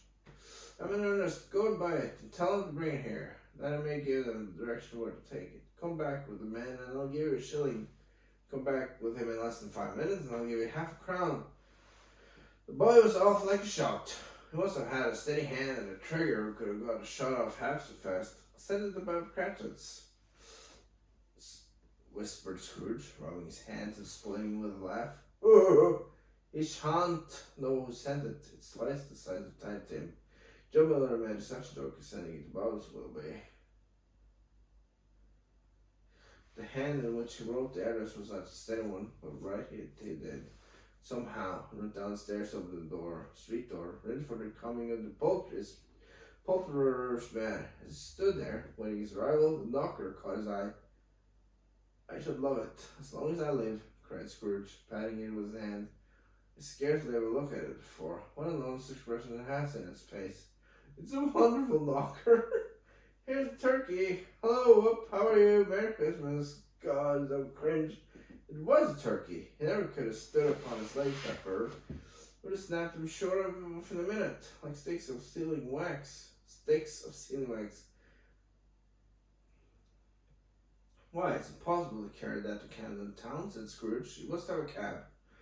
The chuckle with which he said this, and the chuckle with which he paid for the turkey, and the chuckle with which he paid for the cab, and the chuckle with which he recompensated the boy were only to be exceeded by the chuckle with which he sat down breathless in the chair again, and chuckled till he cried, "God!" 113, 14, almost. Shaving was not an easy task, for his hand continued to shake very much, and shaving requires attention, even when you don't dance while you are at it. What if he had cut the end of his nose off? He would have put a piece of sticking plaster over it and been quite satisfied. Quite satisfied. He dressed himself, all in his best, and at last got out into the street. The people were by this time pouring forth. The people were by this time pouring forth, as he had seen them with the ghost of Christmas present, walking with his hands behind them. Scrooge regarded everyone with a light smile. He looked so irresistibly pleasant in a word that 3 or 4 good-humored fellows said, "Good morning, sir. Merry Christmas to you." And Scrooge says, "Ah!" And Scrooge set off afterwards, and all of the blithe sounds he had ever heard, those were the blithest in his ears. He had not gone far, when coming on towards him he beheld a portly gentleman who walked into his counting house the day before, and said, "Scrooge Mollis, I believe." It sent a pang through his heart to think how this old gentleman would look upon him when they met, but he knew what path lay straight before him, and he took it. "My dear sir," said Scrooge, quickening his pace, and taking the old gentleman by both hands, "how do you do? I hope you succeeded yesterday. It's very kind of you. Merry Christmas to you, sir." "Mr. Scrooge?" "Yes," said Scrooge, "that is my name, and I fear it may not be pleasant to you. I would ask you for your pardon, and will you have the goodness—" Here Scrooge whispered in his ear. "Lord bless me," cried the gentleman, as if his breath would take him away. "My dear Scrooge, are you serious?" "No, Papa," runs off. "If you please," said Scrooge. "Another farthing less. A great many back payments are included in it, I assure you. Will you do me that favour?" "My dear sir," said the other, shaking hands with him, "I don't know what to say to such a munificent—" "Don't say anything, please," retorted Scrooge. "Come and see me. Will you come and see me?" "I will," cried the old gentleman. It was clearly meant to do it. "Thank ye," said Scrooge. "I am much obliged to you. I thank you. Thank you 50 times. Bless you." He went to church, walked about the streets, and watched the people hurry to and fro, patted children on the head, and questioned beggars. I looked down into the kitchens of houses and up to the windows, and found that every one could yield him pleasure. He had never dreamed that on a walk, that anything could give him so much happiness. In the afternoon, he turned his step towards his nephew's house. He passed the door a dozen times, but before he had the courage to go up and knock. But he made a dash, and did. "Is your master at home, my dear?" said Scrooge to the girl. "Nice girl, very." "Yes, sir. Where is he, my love?" said Scrooge. 19 pages. "Let's see," said Scrooge. "He's in the dining room, sir, along with mistress. Let's go upstairs, if you please." "Thank ye, he knows me," said Scrooge, with his hand already on the dining room lock. "I'll go in here, my dear." Turned it gently, and settled his face in round the door. They were looking at the table, which was spread out in great array. For these young housekeepers are always nervous on such points, and like to see that everything's right. "Fred," said Scrooge. Dear heart alive, how his niece by marriage started. Scrooge had forgotten for a moment about her sitting in the corner with a footstool. Wouldn't have done it on any account. "Why, bless my soul," cried Fred. "Who's that?" "It's I, your Uncle Scrooge. I've come to dinner. Will you let me in, Fred?" "Let him in." It is a mercy he didn't shake his arm off. He was at home in 5 minutes. Nothing could be hurrier. His niece looked just the same. So did Tupper when he came. So did the plump sister when she came. So they were when they came. Wonderful party. Wonderful games. Wonderful anonymity.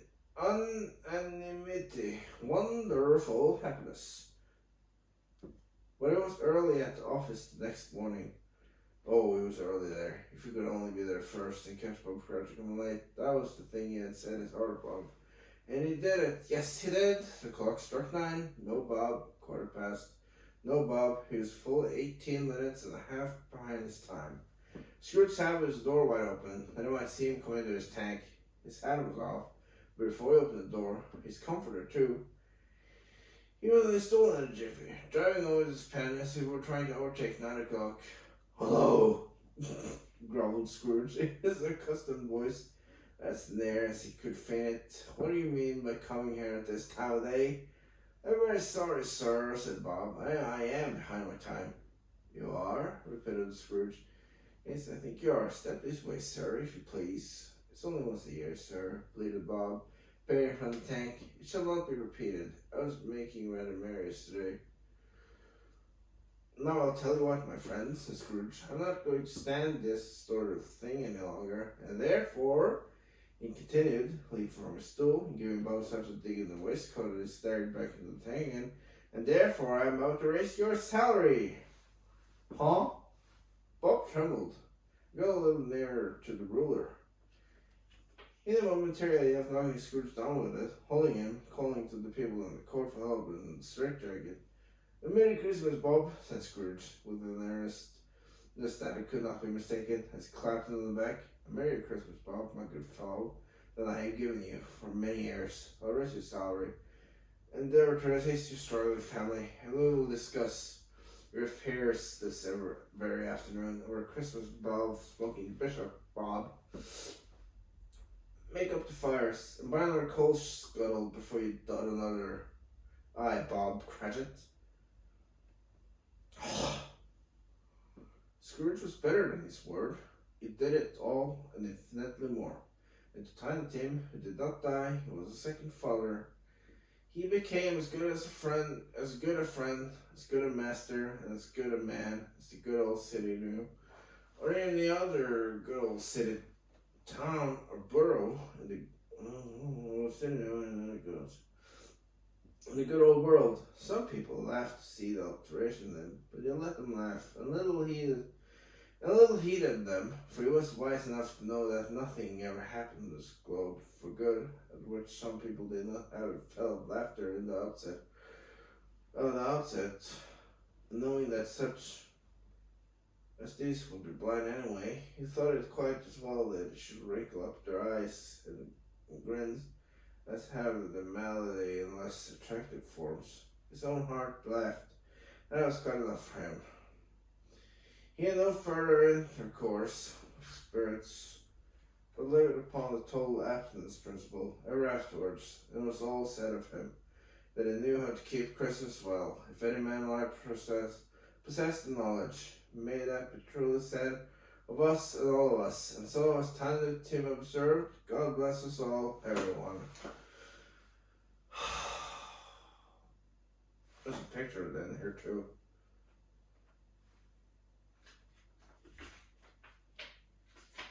One 119 pages. Oh! That's that for this. Published 180 years ago. On December 19th. Oh. See you next time I read something.